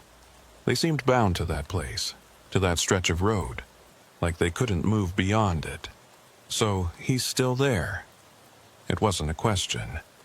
My husband is still there, on I-29, trapped in the ice. Maybe, I don't know. But Miss Martinez, Lisa, I don't think you should go looking for him. I don't think it's safe. I have to. He's been there for 3 years, Tommy. 3 years in the cold. I have to at least try to find him, to help him. There's nothing you can do. Whatever this thing is, it's not something you can fight. It's too big, too old, too patient. I don't care. He's my husband. I'm not leaving him there. Before I could respond, she hung up. I tried calling her back, but the number went to voicemail. I left a message telling her to call me, to please not do anything rash, to talk to Officer Hernandez before making any decisions. But I had a sinking feeling she wasn't going to listen. 2 days later, I got another call. This time, it was Hernandez. Tommy, I need to tell you something. Lisa Martinez is missing. My stomach dropped. What? She drove up to I-29 yesterday, alone. Security cameras caught her car entering the highway around noon. Clear weather, temperature in the low 20s. She was heading northbound toward the area where her husband's truck was found. She never made it to the next exit. Oh, God. We found her car this morning. Pulled over on the shoulder. Engine running. Doors locked from the inside. She's gone, Tommy, just like her husband. Just like all the others. I couldn't speak, couldn't breathe. This was my fault. I'd told her about the ice, about the drivers trapped there. I'd given her hope that her husband might still be somehow alive, and that hope had killed her. There's something else, Hernandez said. Before she disappeared, she called me, left a voicemail. She said she'd figured out the pattern, said she knew when and where the ice would appear next. When? February 19th, that's tomorrow. And Tommy, she said it wouldn't just be I-29 this time. She said it was spreading. That the ice was appearing on other highways, other routes. That it was getting stronger. How would she know that? I don't know, but I believe her. I've been tracking temperature patterns and truck disappearances across the Midwest. There's been an uptick in the last few years. More incidents, more missing drivers, and they're not all on I-29 anymore.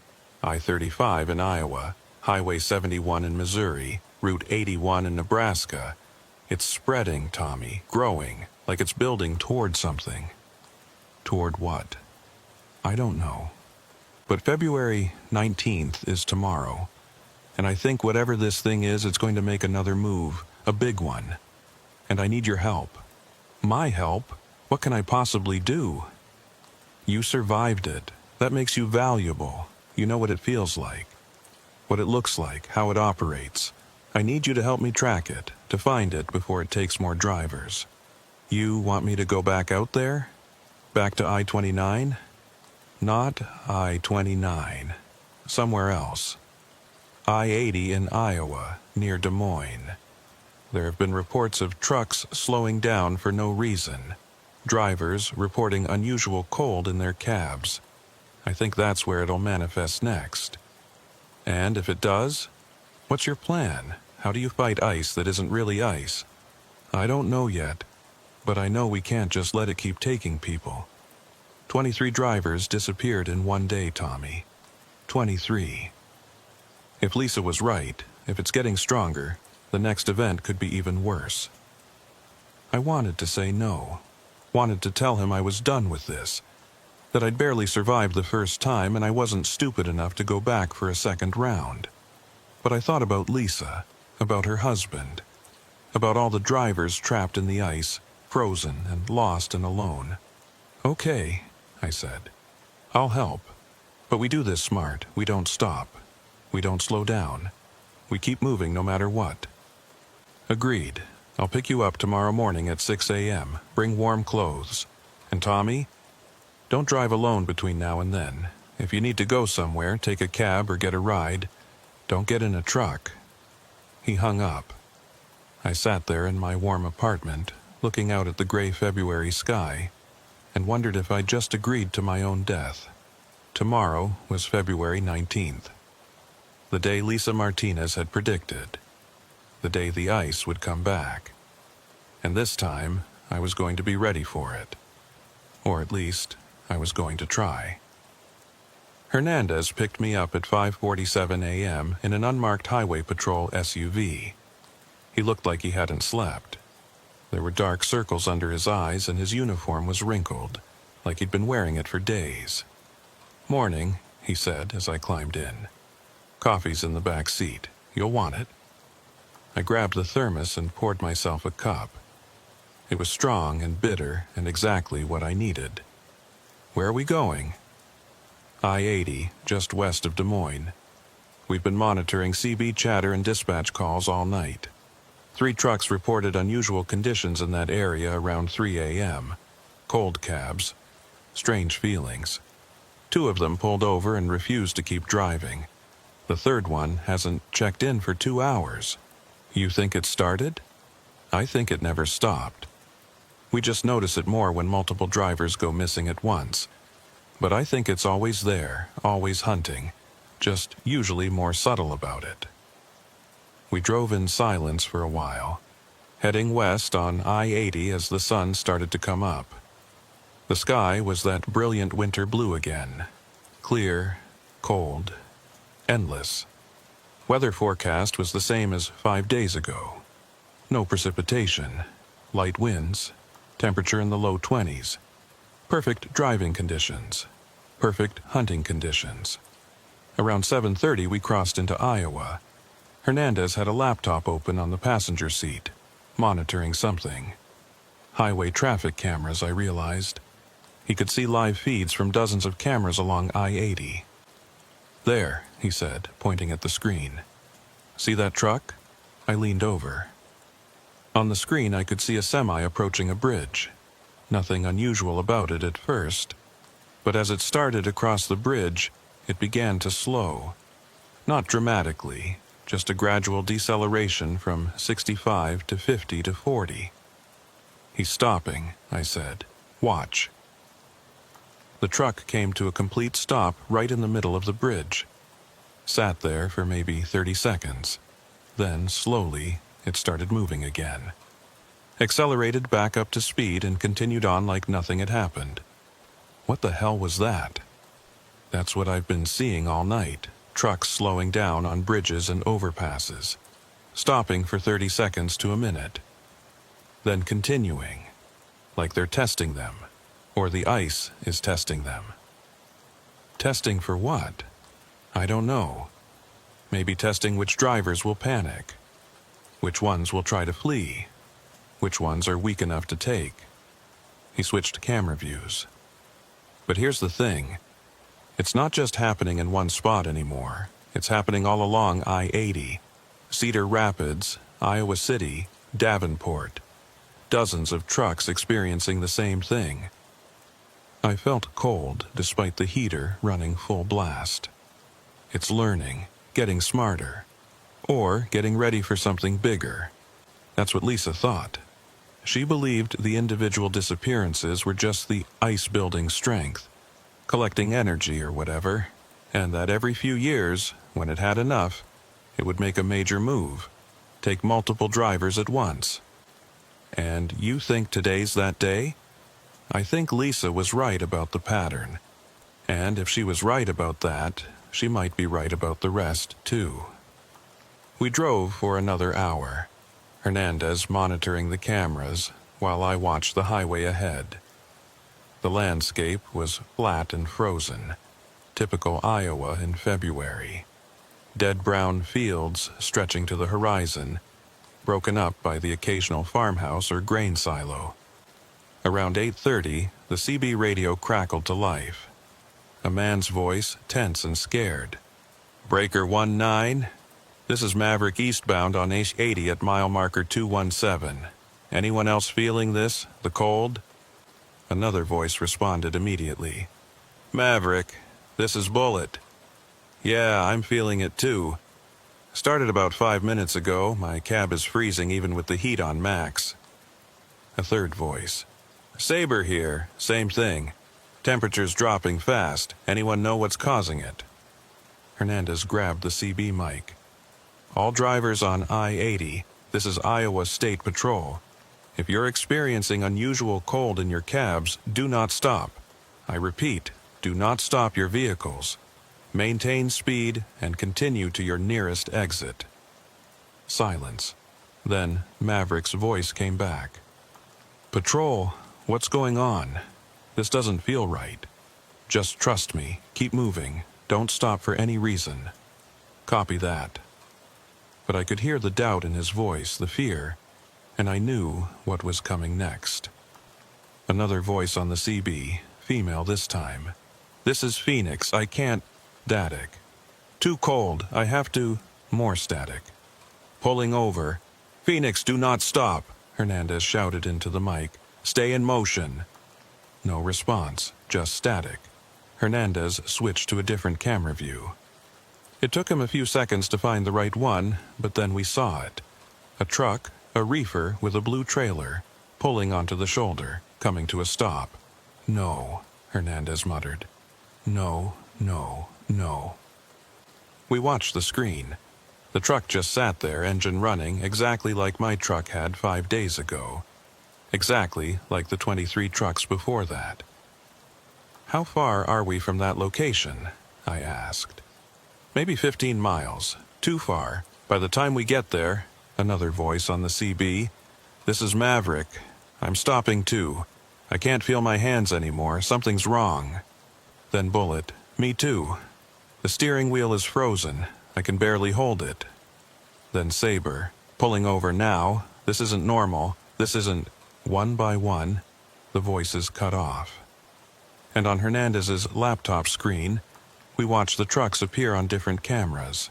All of them pulling over. All of them stopping. 8 trucks. 10. 15. "It's happening," Hernandez said.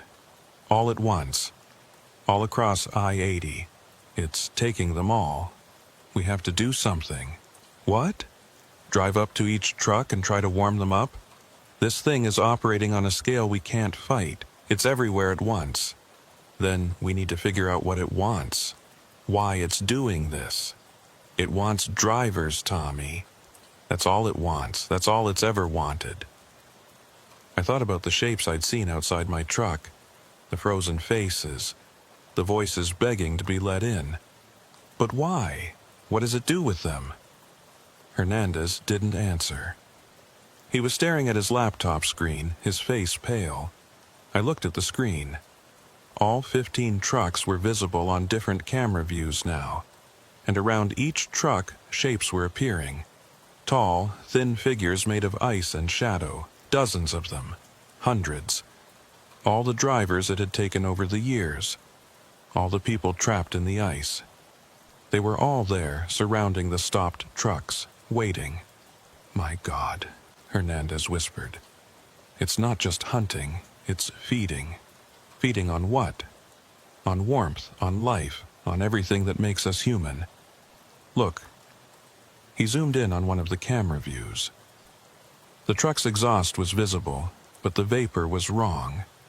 Instead of rising normally, it was being pulled downward, toward the ground, toward the shapes surrounding the truck, like they were drinking it in, consuming it. "It's draining them," I said, "taking their heat, their energy, their lives. Yes.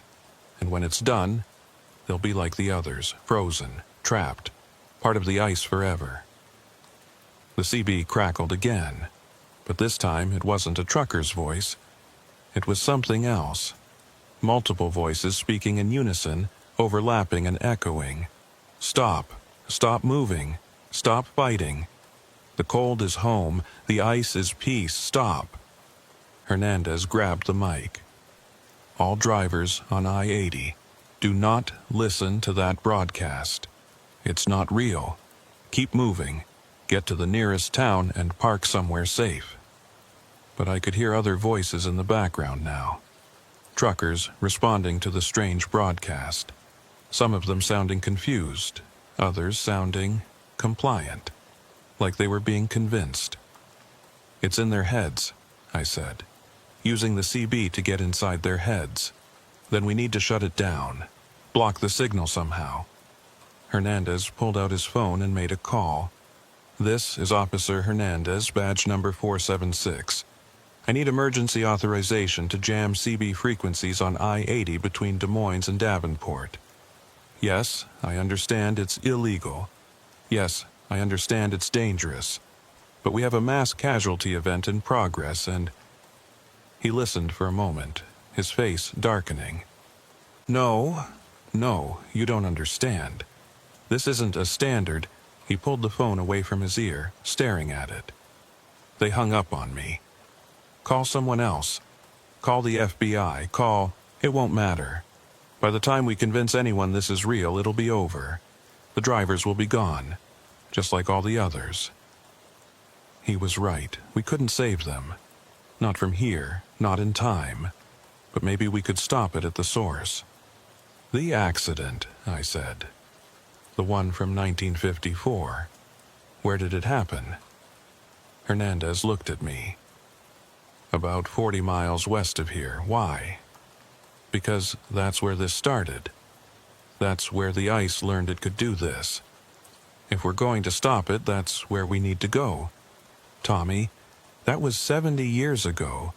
The original highway doesn't even exist anymore. It's been paved over, rebuilt, rerouted. There's nothing left. The ice is left. It's still there. You said yourself it marked that place, left a scar. Well, scars can be healed, or cut out. How? I didn't know, but I knew we had to try. Drive. Take me there." Hernandez stared at me for a long moment. Then he put the SUV in gear and hit the accelerator. We were moving within seconds, exceeding the speed limit by a comfortable margin. As we drove, I watched the laptop screen. The stopped trucks were still there, surrounded by shapes. But something new was happening. The shapes were moving closer, pressing against the truck doors, trying to get in, and some of the doors were opening. I watched a driver, too far away to see details, just a silhouette, climb down from his cab. He stood there for a moment, swaying slightly. Then the shapes surrounded him, embraced him, and he disappeared into them. Became part of them. The truck's exhaust went dark. The engine died. And one more driver joined the ice. "We're losing them," I said. "I know. We're going as fast as we can." But it wasn't fast enough. More doors were opening. More drivers were giving in. The voice on the CB kept repeating its message, hypnotic and irresistible. Stop. The cold is home. The ice is peace. Stop. Then I had an idea. Give me the CB mic. What are you going to do? Fight back. If it can get in their heads, maybe I can too. I keyed the mic and spoke, trying to keep my voice steady and calm. This is Tommy Reeves. If you're hearing this, if you're stopped on I-80 right now feeling cold and hearing voices, listen to me. Don't open your doors. Don't get out. I know it's cold. I know it feels like the only way to make it stop is to give in. But that's what it wants. It's lying to you. The cold isn't home. The ice isn't peace. It's a trap. And if you give in, you'll be stuck there forever.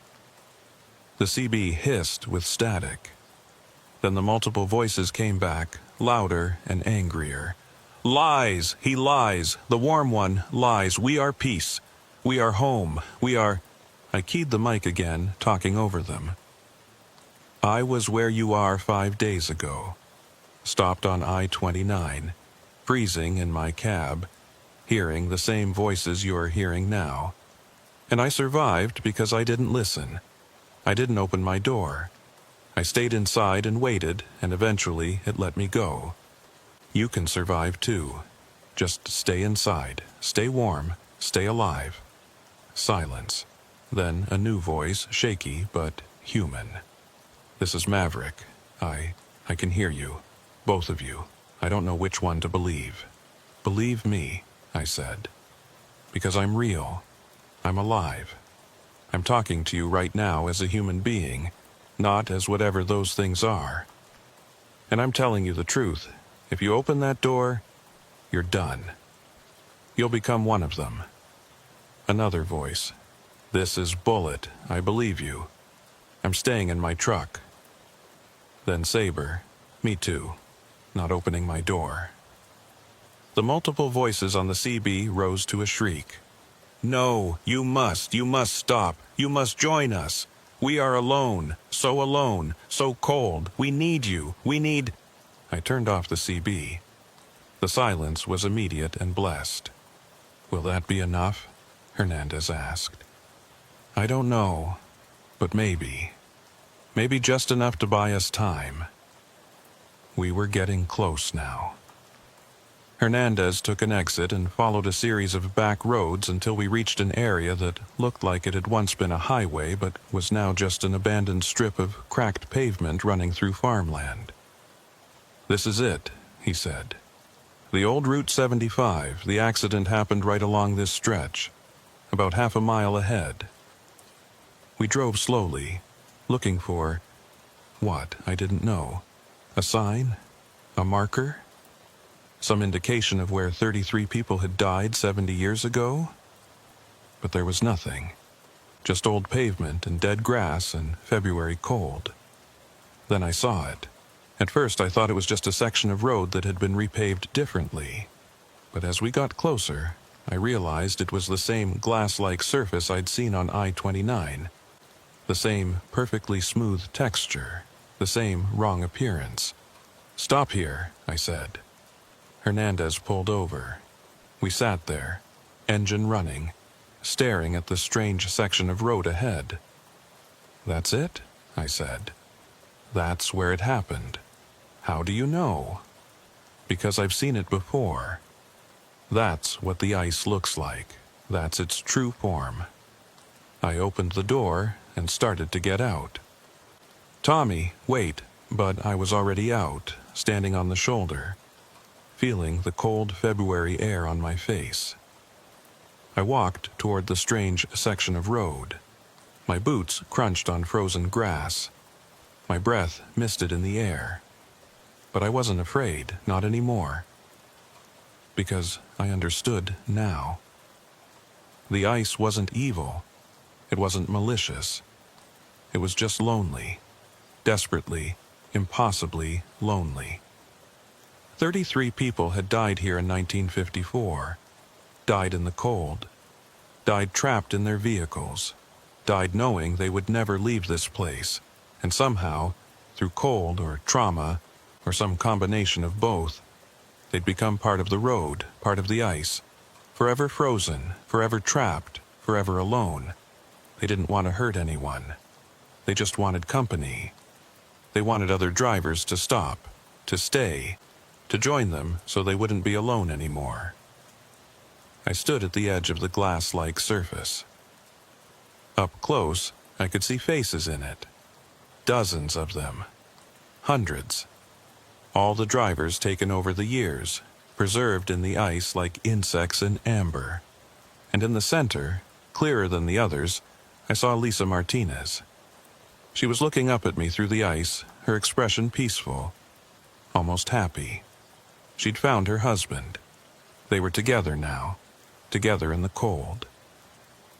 I knelt down and placed my hand on the ice. It was cold, so cold it burned, but I didn't pull away. "I'm sorry," I whispered. "I'm sorry you're alone. I'm sorry you're trapped. But you can't keep doing this. You can't keep taking people. It has to stop."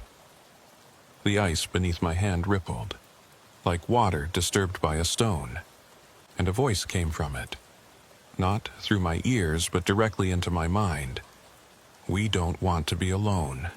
Please, don't leave us alone. I won't leave you alone, I promise. But you have to let the others go. The drivers you took today, the ones still in their trucks. Let them go. We're so cold. I know. But taking their warmth doesn't help. It just makes you colder, because warmth isn't something you can steal. It's something you have to share."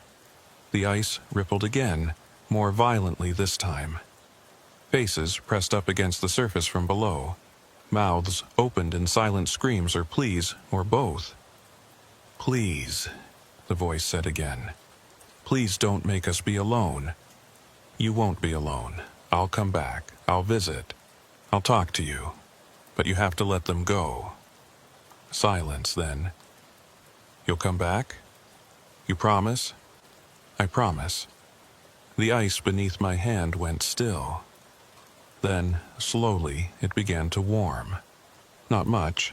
It was still well below freezing, but enough that it no longer burned to touch. "We'll let them go," the voice said. "For you. Because you promised." I stood up and walked back to Hernandez's SUV. He was staring at me like I'd lost my mind. "What did you just do?" "I made a deal, check the cameras, see if it worked."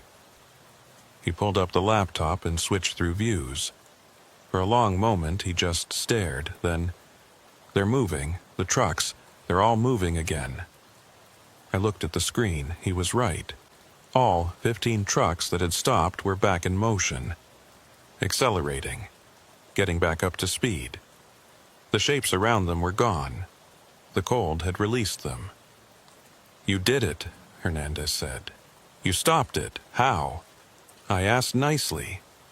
He looked at me like he wanted to ask more questions, but didn't know where to start. Finally, he just said, "We should go. Make sure those drivers are okay." "Yeah, we should." But before we left, I looked back at the glass-like section of road one more time. The faces were still there, watching me, waiting. I'd made a promise, and I intended to keep it. I visit them once a month now. Drive out to that abandoned section of old Route 75 and spend an hour there just talking. I tell them about my life, about the places I've been, about the things I've seen. I tell them about other drivers, about the highways, about the weather. I tell them they're not alone. It seems to help. The disappearances on I-80 have stopped. So have the ones on I-29 and the other highways where the ice had been spreading. Officer Hernandez says it's the quietest winter he's seen in 6 years. The ice is still there. I can see it when I visit, that glass-like surface covering the old pavement. But it's dormant now, sleeping, waiting for my visits like a dog waiting for its owner to come home. The drivers I helped save never knew what really happened. They just remember experiencing extreme cold, pulling over, and then warming up again. They think it was some kind of mechanical issue or a weird weather phenomenon. The Highway Patrol filed reports about equipment malfunctions and temperature anomalies. Everyone's moving on with their lives. Except me, because I know the truth, and because I made a promise. Lisa Martinez's family held a funeral for her last month. They never recovered her body. It's still down there in the ice with her husband and all the others. But they needed closure. I attended the service. Didn't tell them what really happened to her. What would be the point? She's at peace now. She's with the person she loved. That's all they need to know. I still drive trucks, still haul freight across the Midwest. But I'm more careful now. I watch the weather reports closely. I avoid clear days in mid-February when possible. And I never stop on the highway unless I absolutely have to. Because even though I made a deal with the ice, even though I visit regularly, I don't fully trust it. The cold is patient. It waits. And someday, maybe years from now, maybe decades, it might decide that one visit per month isn't enough.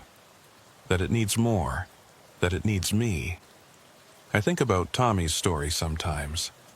The one Officer Hernandez told me about after everything was over.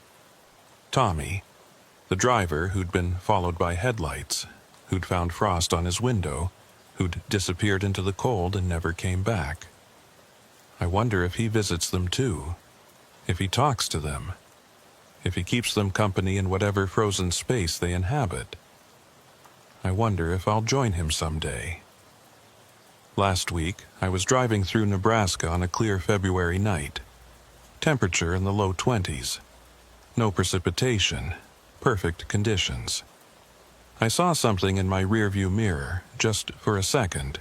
2 headlights maintaining an exact distance behind me. But when I looked again, they were gone. Maybe it was nothing. Another truck, another driver. Nothing unusual. But I don't think it was. I think it was a reminder. A message from the ice, telling me not to forget. Not to break my promise. Not to leave them alone, so I won't. I'll keep visiting, keep talking, keep sharing my warmth with the cold. Because the alternative is being down there with them. Frozen, trapped, part of the ice forever. And I'm not ready for that yet. Not today. But someday, maybe. Because the ice is patient, and the ice never forgets. And when you make a deal with the cold, it always, always collects. My name is Jake Holloway, and I've been running long haul for 9 years. Started right after high school, never looked back. Some people need college or the military to figure out what they want to do with their lives. Me, I just needed a truck and a highway that went somewhere far away from where I started. March 2nd was supposed to be a nothing day. A filler run. I was hauling appliances from Kansas City to Billings, Montana. Refrigerators and washing machines for a big box store. The load wasn't time sensitive. The weather was supposed to be clear, and the route was straightforward. I-29 north through South Dakota, then I-94 west into Montana. 12 hours of driving, maybe 13 with stops. I'd done longer runs on less sleep. I left Kansas City at 4 in the morning, while the sky was still dark and the city was still mostly asleep. The warehouse crew loaded me up quickly. They knew me, knew I didn't waste time with small talk or coffee breaks. By 4:32 a.m. I was on I-29, heading north, watching the city lights fade in my mirrors. The sun came up around 6:30, turning the sky from black to gray to that washed-out blue you get in early March. Not quite winter anymore, but not spring either. Just cold and empty and in between. The temperature was holding steady at 34 degrees, right at that edge where water doesn't know if it should freeze or stay liquid. I passed through Omaha around 8, didn't stop. Grabbed a quick breakfast at a truck stop outside Sioux City around 9:30. Egg sandwich and coffee. Ate it while fueling up. Back on the road by 9:40, making good time. No traffic to speak of, just the occasional car passing in the opposite direction and a few other semis scattered along the highway. The landscape was flat and dead. March in the northern plains isn't pretty. The snow's mostly melted, but nothing's growing yet. Just brown grass and bare trees and gray sky. The kind of scenery that makes you want to drive faster just to get through it quicker. Around 11, I crossed into South Dakota. The highway stretched out ahead of me, straight and empty. I could see for miles in every direction. No curves, no hills, no obstacles. Just road and sky and nothing. That's when I started to notice something strange. At first, I thought it was just the lack of traffic. But it was more than that. It was the complete absence of anything. No cars, no trucks, no buildings, no signs, just highway and dead grass extending to the horizon. I checked my odometer. I'd been driving for 7 hours. Should have seen at least a few towns by now. Gas stations, rest stops, something. But there was nothing, just empty road. I grabbed my CB radio. Breaker 19. This is Nomad northbound on I-29 in South Dakota. Anyone out there? Static, just endless static. I tried a few more channels, same thing. No voices, no chatter, just that empty hiss that fills the space when nobody's talking. I checked my phone. No signal. That wasn't unusual. There were dead zones all over this part of the country. But combined with the empty highway and the silent CB, it was starting to feel wrong. I passed a mile marker, 147. Okay. Good. At least I knew where I was. Sort of. I pulled out my atlas. Yeah, I still use paper maps. Don't trust GPS for everything.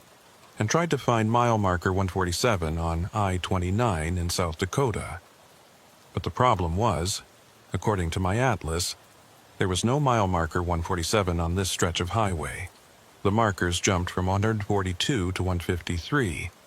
Like 11 miles of highway just didn't exist on paper. I checked the atlas again, thinking maybe I was reading it wrong.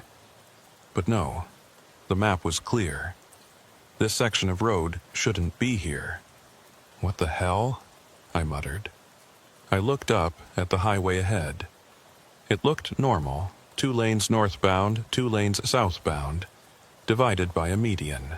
Standard interstate construction. Nothing unusual about it except that it supposedly didn't exist. I kept driving. What else was I going to do? Turn around. Drive back to Kansas City and tell dispatch I couldn't complete the run because my map said the highway wasn't real. Another mile marker appeared. 148. Then 149. Then 150. The highway kept existing, even though my map said it shouldn't. Around noon, I passed a sign that said Brookings, 47 miles. Okay, good. Brookings was a real town. I'd been there before. That meant I was still on I-29, still heading in the right direction, still in reality. Except when I checked my atlas, Brookings should have been 60 miles away, not 47. I'd covered 13 miles I shouldn't have been able to cover. Or the mile markers were wrong. Or something else was wrong that I wasn't understanding yet. I rubbed my eyes, thinking maybe I was just tired. I'd only gotten about 4 hours of sleep before this run. Maybe I was misreading the map. Maybe I was more exhausted than I realized. But I didn't feel tired. I felt alert, awake. My hands were steady on the wheel. My vision was clear. My thoughts were sharp. I wasn't experiencing any of the warning signs of fatigue. I was just driving through miles of highway that shouldn't exist, heading toward a town that was 13 miles closer than it should be. The temperature gauge on my dash read 32 degrees, exactly freezing. The point where water becomes ice. I glanced at my mirrors. Still no traffic behind me, no traffic ahead. Just me and the empty road. Then I saw something that made me slow down. There was a truck pulled over on the shoulder, about half a mile ahead. A semi parked with its flashers on. As I got closer, I could see it was an older Peterbilt, maybe early 2000s, with a dry van trailer. Nothing unusual about it except that it was stopped in the middle of nowhere with no town or rest stop in sight. I thought about pulling over to see if the driver needed help. That's what you're supposed to do. Truckers look out for each other. But something made me hesitate. Something about the way the truck was sitting there felt wrong. I slowed to 40 miles per hour as I approached. The truck's engine was running. I could see the exhaust vapor rising from the stack. The flashers were on, blinking in steady rhythm. But there was no driver visible in the cab, no one standing outside, no sign of what the problem was. I grabbed my CB again. Breaker 19, this is Nomad calling the driver of the Peterbilt on the shoulder at mile marker 153. You need assistance? Static. No response. I was right alongside the truck now. I looked over at the cab. The driver's side door was closed. The windows looked fogged up from the inside. Like the heat was running, but there was a lot of moisture in the cab. Something was written on the driver's side window. Written in the fog from the inside, like someone had used their finger to trace letters on the glass. I couldn't read it from the road. Would have had to pull over, walk back, get close enough to see. But I didn't pull over. That feeling of wrongness was too strong. Every instinct I had was screaming at me to keep moving, keep driving, don't stop. So I accelerated back up to 65 and left the Peterbilt behind. But I kept checking my mirrors, watching it disappear into the distance. And just before it vanished completely, I saw something that made my blood run cold. The flashers stopped blinking. The exhaust vapor stopped rising.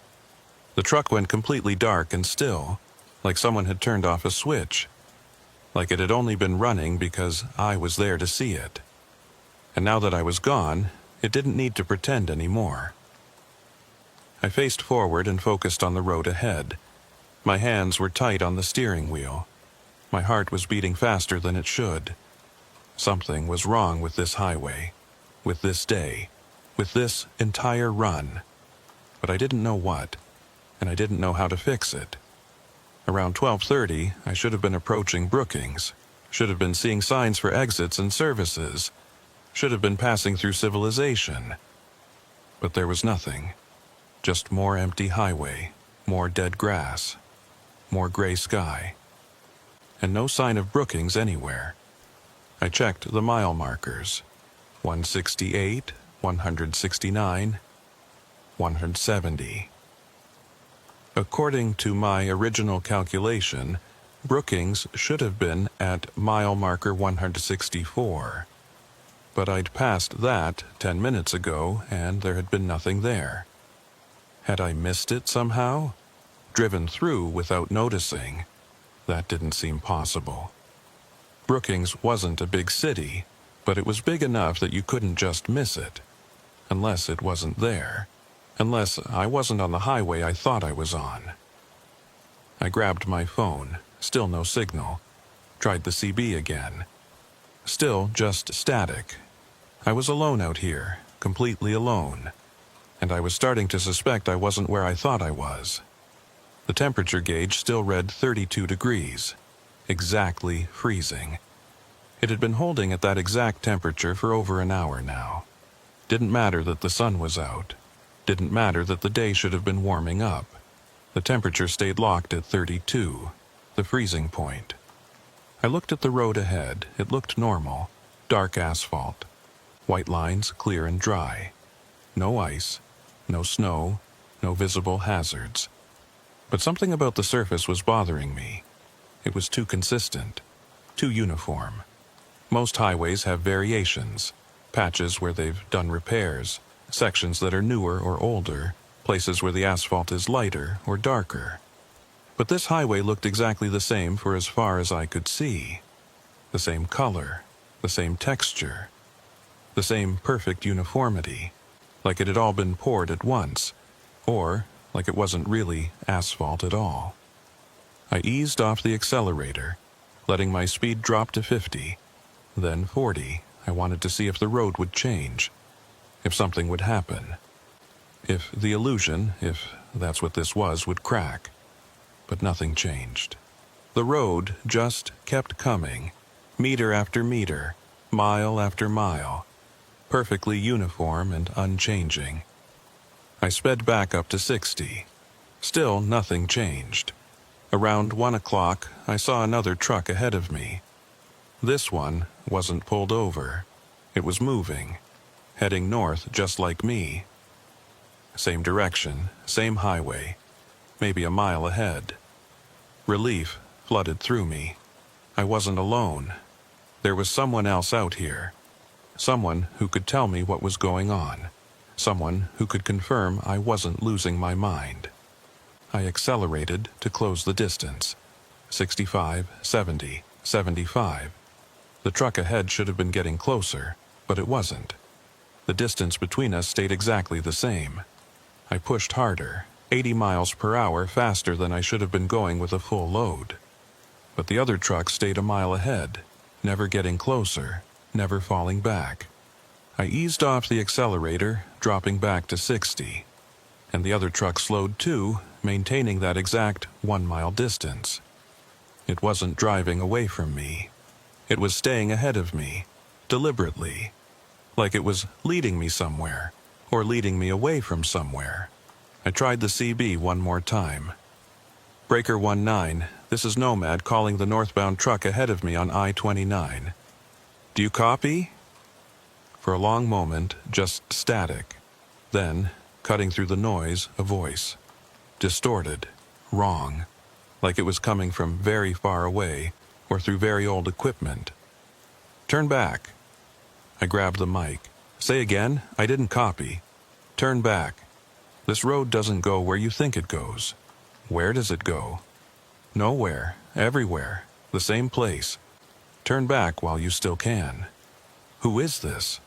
What's your handle? Static. Then the voice again, even more distorted. I'm what happens when you don't turn back. I'm what happens when you keep driving. Turn back, please, before it's too late. The radio went dead. Not static. Complete silence. Like the CB had been unplugged. I looked ahead. The other truck was still there, still maintaining that 1 mile distance. Still leading me north on a highway that supposedly didn't exist toward a town that should have been there, but wasn't. And I had a choice to make. Turn back.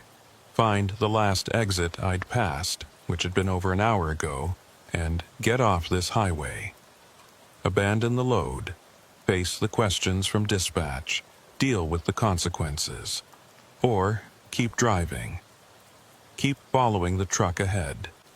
Keep heading north on this impossible road and find out where it actually went. I should have turned back. Any rational person would have turned back. But I'm not always rational, and I needed to know. So I kept driving. The temperature gauge still read 32 degrees. The road still stretched ahead, perfectly uniform and unchanging. And the truck ahead stayed exactly 1 mile in front of me, leading me deeper into whatever this was. Around 2 o'clock, the sun started to dim. Not like clouds were covering it. There were no clouds in the sky. It just got darker. The light got flatter, the shadows got longer, and the temperature gauge dropped to 31 degrees. Then 30, then 29. The road was getting colder. I could feel it through the floor of my cab, through the steering wheel. That same cold I'd heard other drivers talk about on the forums. The cold that came from the road itself. Black ice, that's what they called it. But this was something else. Something worse. This was the road itself turning to ice, becoming ice, being ice. The truck ahead of me started to slow. I checked my speedometer. I was still doing 60. But the distance between us was shrinking. The other truck was dropping back, or I was catching up, or time and distance were getting confused. Half a mile now, then a quarter mile, then 500 feet. Close enough to see details. The truck was a Kenworth, older model, with a white trailer that looked like it had seen better days. The license plate was covered in road grime. I couldn't read it. 300 feet, 200. Close enough now that I should have been able to see the driver in the side mirror. But the mirror just showed darkness. Like there was nothing in the cab, or like the cab existed in a different place than the rest of the truck. 100 feet. And then the truck vanished. Not gradually, not fading away, just gone. 1 second it was right in front of me, close enough to touch if I'd been outside the cab. The next second the road ahead was empty. I slammed on my brakes instinctively. My truck slowed, tires gripping the road normally. No slide, no loss of control, just a normal stop. I sat there, engine idling, staring at the empty highway ahead. My heart was pounding. My breath was coming fast and shallow. The truck hadn't exited, hadn't turned off, hadn't crashed. It had just stopped existing. And if it could stop existing, what did that mean for me? I looked in my mirrors. The highway behind me was empty too. No traffic, no signs, no landmarks. Just road disappearing into the distance. I looked ahead. Same thing. Empty road extending to the horizon. I was alone on a highway that didn't exist, chasing a truck that had vanished, heading toward a destination I would never reach. And the temperature gauge now read 25 degrees. The freezing point was behind me. I was in real cold now, ice-forming cold, black ice cold. I had to make another decision. Stop here and wait for, what? Help? An explanation? The universe to make sense again. Or keep driving, keep moving. Because every trucker knows that when you're on black ice, the worst thing you can do is stop. I put the truck in gear and pressed down on the accelerator. The wheels turned, the truck moved forward, the road kept coming. But I had the distinct sensation that I wasn't going anywhere at all, that I was just staying in place while the highway moved beneath me, like a treadmill or a trap. And somewhere behind me, or ahead of me, or all around me, something was watching, waiting, patient, hungry. The mile markers stopped making sense after the truck vanished. They'd go up normally, 172, 173, 174, and then suddenly jump back to 167. Or skip ahead to 182. Or repeat the same number 3 times in a row. I tried to keep track of my position using my odometer and the time, but that didn't help. According to my calculations, I should have been in Fargo by now, but there was no Fargo, just more highway. The temperature kept dropping. 23 degrees, 20, 18. My breath was starting to fog inside the cab even with the heater running full blast. Around 3 o'clock, or what I thought was 3 o'clock, my phone had frozen and the clock wasn't updating, I saw a sign ahead. The first sign I'd seen in hours. It said, "Rest area, 2 miles." A rest area, civilization. Bathrooms and vending machines and maybe another person who could tell me what the hell was going on. I accelerated slightly, watching for the rest area exit. The sign said 2 miles. I drove 3 miles, 4, 5. No exit appeared. Then I saw the sign again. Rest area, 2 miles. Same sign, same exact position on the right side of the road. I'd looped back somehow, driven in a circle without realizing it. Or the highway had looped underneath me. I kept driving. The sign appeared again 5 minutes later. Rest area, 2 miles. And again 5 minutes after that. And again. I was trapped in a loop. Driving the same section of highway over and over, seeing the same sign. never getting any closer to the rest area that either didn't exist or couldn't be reached. I tried to break the pattern, slowed down to 30 miles per hour. The sign still appeared at the same intervals. Sped up to 80, same thing. The distance I traveled didn't matter. The highway would just loop back on itself, unless I wasn't traveling any distance at all, unless I was just sitting in one place while the illusion of movement played out around me. The temperature gauge read 15 degrees now, well below freezing. Ice cold. I noticed that the road surface was starting to look different. Not icy, not wet or shiny or obviously frozen, but the texture was changing, getting smoother, more uniform, like it was being worn down by something, or like it was transforming into something else. I thought about the black ice reports I'd read, the ones that described ice that didn't look like ice, that appeared on clear days with good visibility, that trapped trucks and drivers without warning. This was it. I was on it. I'd been driving on it for hours without realizing, and now I couldn't get off. The CB radio crackled to life suddenly, making me jump. The voice was the same distorted one from before. "You should have turned back." I grabbed the mic. "Who are you? What is this place?" "This is nowhere. This is the miles between miles. The road that exists in the gaps. That doesn't make sense. None of this makes sense, but it's real. And you're here. And now you can't leave. Why not? What's stopping me? The ice. It has you now. It won't let go. There is no ice. The road is clear." Silence. Then a sound that might have been laughter or might have been static. "The road is ice. Has been since you passed mile marker 147. Everything after that point is ice. Frozen road that looks like asphalt. Feels like asphalt, but isn't asphalt. You've been driving on pure ice for hours, and ice doesn't let go."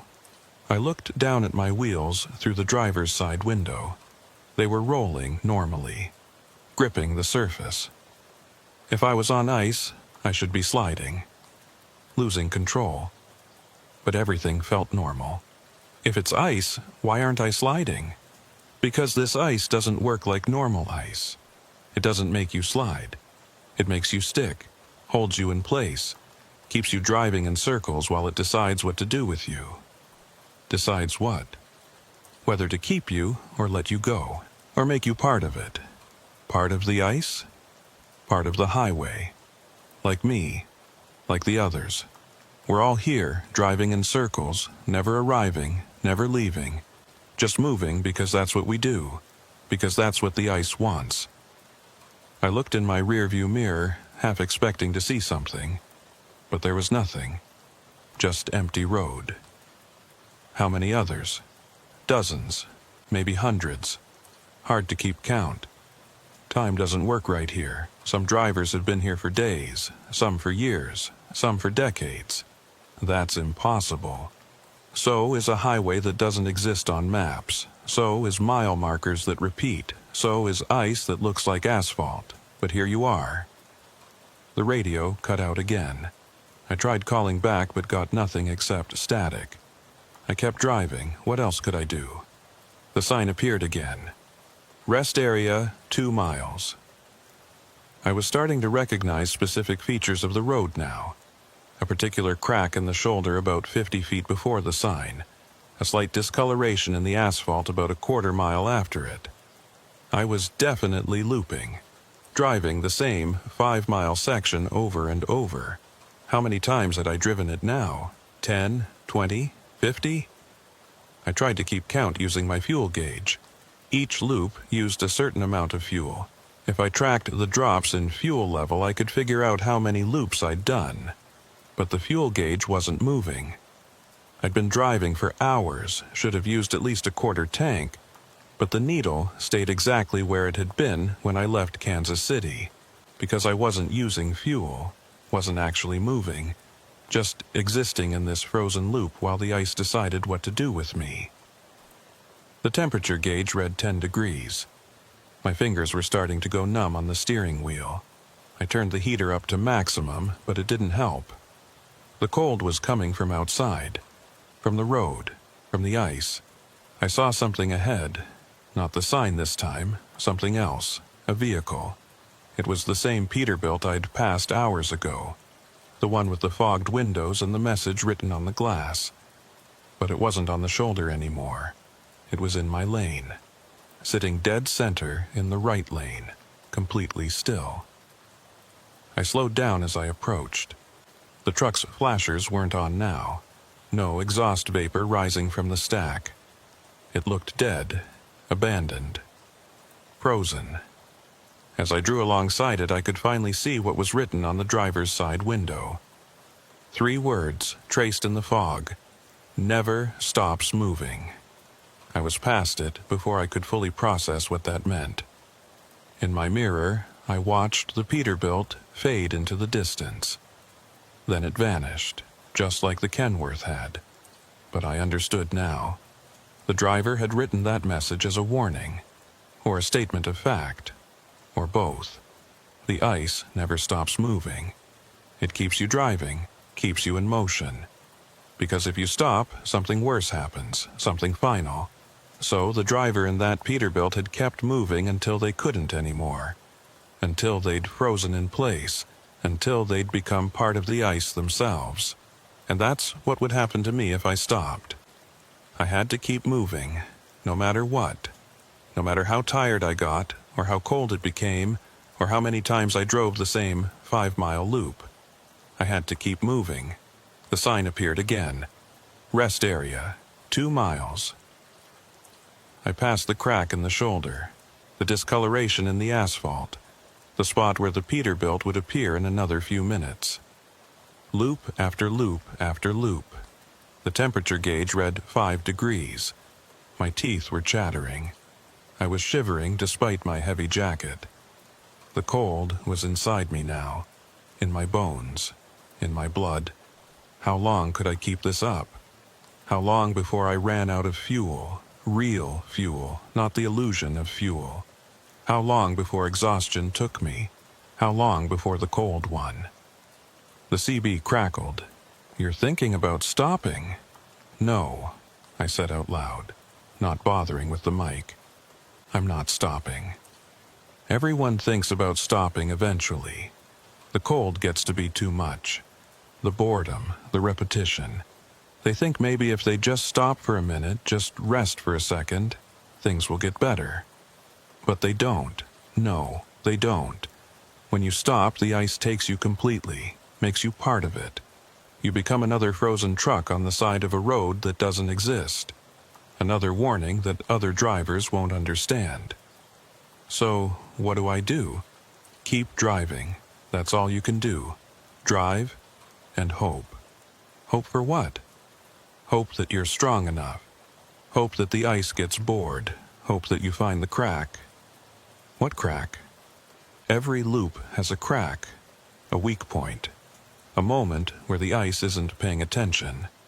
If you can find it, you can break through. Escape. Get back to the real highway. How do I find it? I don't know, I never did, but some drivers have.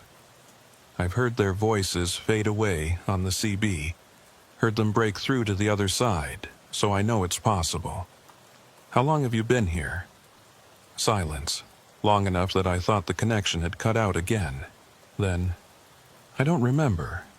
Long enough that I can't remember what the real world looks like. Long enough that I'm not sure I'm even still driving. Maybe I stopped years ago. Maybe I'm frozen in that Peterbilt you keep seeing. Maybe I'm just a ghost on the radio, warning other drivers about a fate I've already suffered. The radio went silent. I kept driving. The sign, rest area, 2 miles. The crack in the shoulder, the discoloration, the spot where the Peterbilt would appear. Except this time it didn't appear. This time there was something else. A gap in the highway. Not a hole or a break in the pavement. Just a shimmer in the air. A place where the road looked slightly different. Less solid. more translucent. A crack. I aimed for it, pressing down on the accelerator. 65, 70, 75. The gap was approaching fast. I had one chance to hit it right, to punch through whatever barrier existed there. 80 miles per hour. The truck was shaking, the load was shifting, but I didn't ease off. The gap was right in front of me now. I could see through it, to what looked like normal highway beyond. Real asphalt, real sky, real world. I hit the gap at 82 miles per hour. There was a sensation like driving through a waterfall. Everything went white for a second. Then I was through. The temperature gauge jumped from 5 degrees to 34. The mile markers were back in sequence. 175, 176, 177. My phone came back to life, showing the time. 3:47 p.m. Only a few hours had passed in the real world, even though it felt like I'd been driving for days. I eased off the accelerator, letting my speed drop to 65. My hands were shaking. My whole body was shaking. I'd made it out. I'd found the crack and broken through. I was back on the real I-29, heading north like nothing had happened. But I knew something had happened. I'd been to a place between places, a highway that existed in the gaps, and I'd barely escaped. The CB crackled one more time. The distorted voice, fainter now. You made it. Good. But be careful. The ice doesn't forget. And black ice never cracks. Not permanently. It heals itself. And next time you drive past mile marker 147, it'll be waiting. Then, silence. I drove for another 2 hours before I started seeing signs of civilization. Towns, gas stations, other vehicles on the road. I pulled into a truck stop outside Fargo and sat in my cab for 20 minutes, just breathing. Just being grateful to be somewhere real. A knock on my door made me jump. I looked over to see another driver standing there, concerned expression on his face. I rolled down the window. Yeah? You okay, man? You look like you've seen a ghost. I'm fine, just tired. He looked at my truck, frowning. How long you been driving today? Since 4 this morning. Might want to check your tires. Your treads look weird, like they've been worn down by something abrasive. I climbed down and looked. He was right. My tires looked like they'd been driving on sandpaper, or ice. The rubber was scored with thousands of tiny scratches all running parallel. What the hell would do that? The other driver asked. I don't know, I lied, but I knew. The ice had left its mark. A reminder, a warning. Black ice never cracks. Not permanently. And I'd just driven across miles of it. I should have refused the next run. Should have told dispatch I needed time off. Should have found a different route. Different highway, different anything. But I didn't. Because 3 weeks after my first encounter with the loop, dispatch called with another load to Billings. Same route, same highway, and I said yes. I told myself it would be different this time. I'd be prepared. I'd watch for the signs. I'd know when I was entering the ice and I'd be able to avoid it. But the truth was simpler and stupider. I needed to know if it was real. If that loop had actually happened, or if it had been some kind of hallucination brought on by exhaustion or carbon monoxide poisoning or a brain tumor. I needed to know if the ice was real. So on March 23rd, I left Kansas City at 4 in the morning with another load of appliances. Same start time, same route, same everything. This time, I was paying attention. I crossed into South Dakota around 11. The weather was clear. 36 degrees, light winds, good visibility. Normal conditions. Safe conditions. I watched the mile markers carefully as they went by. 140, 141, 142.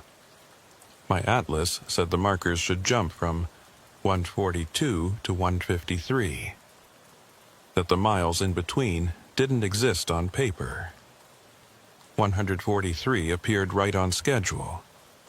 Then 144. I held my breath, waiting for something to change, for the highway to shift, for the loop to begin. But nothing happened. The highway stayed normal. Traffic was light but present. I could see other vehicles ahead and behind me. The temperature gauge held steady at 36 degrees. My phone had signal. I passed 148, 49, 150. Still nothing unusual. Relief flooded through me. It had been a hallucination, a one-time thing, a glitch in my exhausted brain. The loop wasn't real. The ice wasn't real. I was fine, except I wasn't fine. Because, as I approached mile marker 155, I saw something that made my blood run cold. There was a truck on the shoulder, a Peterbilt, older model, same truck I'd seen in the loop, and on the driver's side window, visible even from the highway, were 3 words traced in fog. Never stops moving.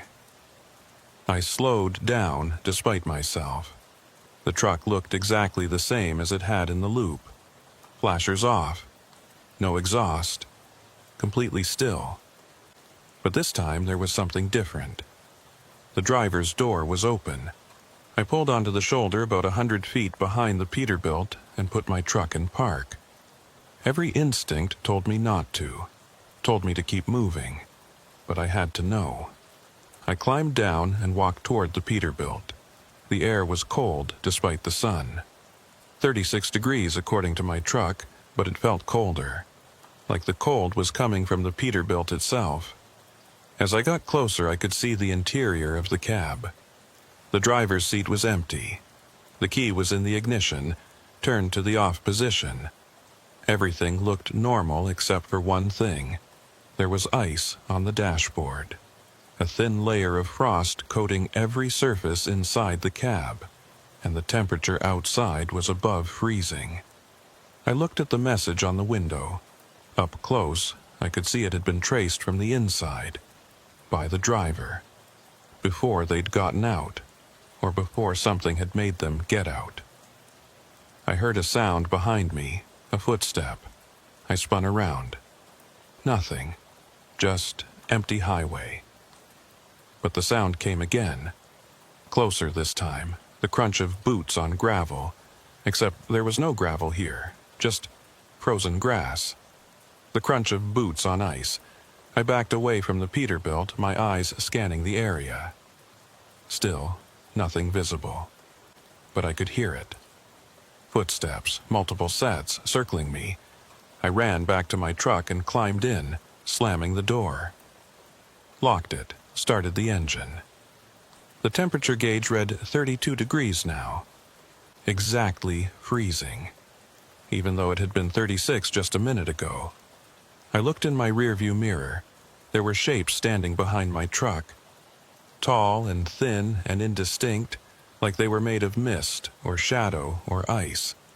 7 of them, 8, more appearing every second. They weren't moving, just standing there, watching. I threw the truck into gear and pulled back onto the highway, accelerating hard. The shapes didn't chase me. They just stood there, growing smaller in my mirror until I couldn't see them anymore. My hands were shaking on the wheel. My breath was coming fast and shallow. The ice was real. The loop was real. And whatever had happened to the driver of that Peterbilt could happen to me. I drove for another hour in silence, too shaken to turn on the radio. The highway stayed normal. Temperature stayed above freezing. Traffic remained light but consistent. Then around 1 o'clock I saw the sign, "Rest area, 2 miles. No, not again." I sped up, watching my speedometer climb. 70, 75, 80. The sign should have been falling behind me, but it stayed exactly 2 miles ahead, no matter how fast I went. The temperature gauge dropped to 31 degrees, then 30, then 28. I was back in the loop, but this time I was ready for it. This time I knew what to look for, the crack, the gap in the highway where I could break through. I drove the loop, watching carefully. The sign, the crack in the shoulder, the discoloration in the asphalt. Everything exactly the same as before. Except the Peterbilt wasn't there. The spot where it should have appeared stayed empty, and that scared me more than seeing it would have. Because if the loop was changing, if it was different from last time, that meant it was adapting, learning, getting smarter. The temperature gauge read 24 degrees. I completed another loop, then another.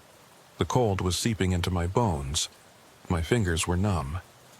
My breath was fogging inside the cab. How many loops this time? 10? 20? I was losing count, losing track of time, losing track of myself. The CB crackled. "You came back." The distorted voice, the same one from before. "I didn't have a choice," I said. "This is my route." "Everyone has a choice. You chose to come back. Why?" I needed to know if it was real. "And now you know. Was it worth it?" I didn't answer. The voice continued. "You're not going to find the crack this time. It's moved. The ice learned from last time. It's not going to let you escape the same way twice." "Then how do I get out?" "Maybe you don't. Maybe this is where you stay. Like me. Like the others." "No. There has to be a way." "There is. But you won't like it." "Tell me." Silence. Then, "You have to stop." "What? No. Stopping is how the ice wins. Stopping is how the ice wins if you give up. If you let it take you, but if you stop on your own terms, if you face it directly instead of running, sometimes it lets you go." "Sometimes?" "Sometimes. Not always. But it's the only way out that I know of now. The ice respects strength. Respects will. If you show it, you're not afraid. If you prove you won't break, it might let you pass. And if it doesn't, then you become another frozen truck on a shoulder somewhere. Another warning for the next driver." The radio went silent. I kept driving, loop after loop. The temperature gauge read 18 degrees now. I was shivering uncontrollably. My vision was starting to blur. I had to make a decision. Keep driving until I couldn't anymore, until exhaustion or hypothermia took me. Or stop. Face the ice. Take my chances. I eased off the accelerator. 60, 50, 40. The truck was slowing. The loop was still repeating. I could see the sign ahead. But I was slowing. 30, 20, 10. My truck came to a complete stop right in the middle of the highway. The temperature gauge dropped to 10 degrees. Then 5, then 0. The windows started frosting over from the inside. Ice crept across the dashboard, across the seats, across my jacket. I could hear the footsteps again. On my left, on my right, behind me, in front of me, surrounding the truck. But I didn't look, didn't try to see what was out there. Just sat with my hands on the wheel, my breath fogging, my body shaking from cold and fear. And I spoke out loud. "I'm not afraid of you. I know what you are. You're just ice, just frozen water. You can't hurt me unless I let you." The footsteps stopped. The temperature gauge dropped to -5, -10. The cold was unbearable. I was going to freeze, going to die. But I didn't move, didn't flinch. "I'm not running. I'm not giving up. If you want me, you have to take me. But I won't just hand myself over." Silence, cold, darkness creeping in at the edges of my vision. Then, slowly, the temperature gauge started to rise. 0, 5, 10.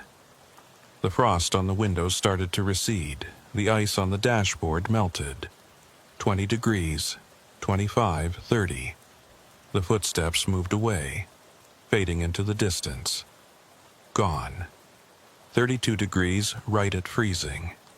I looked around. The highway ahead looked different. Less uniform. More real. Like I was seeing actual asphalt instead of the ice's imitation of it. I put the truck in gear and pressed down on the accelerator. The truck moved forward. Past the sign, which now said rest area next exit instead of 2 miles.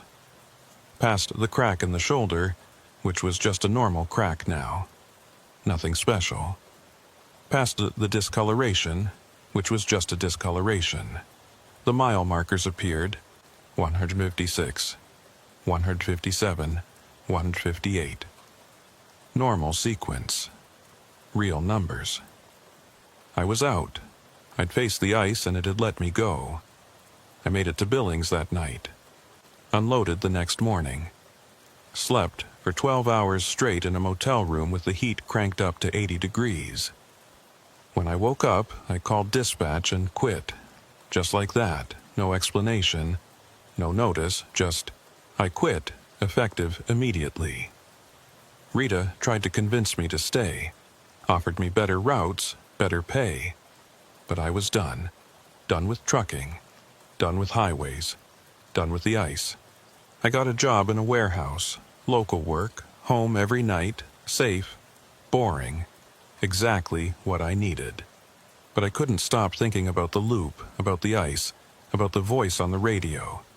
2 weeks after I quit, I drove back to I-29. Not in a truck this time. Just my car. I wanted to see mile marker 147 in daylight.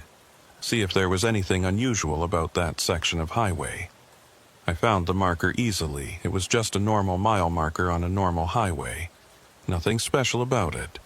But when I got out of my car and walked over to the shoulder, I found something. There was a historical marker there. Old and weathered. I'd driven past it 100 times without noticing. It read, "On this site in February 1956, 17 truck drivers died in a sudden ice storm.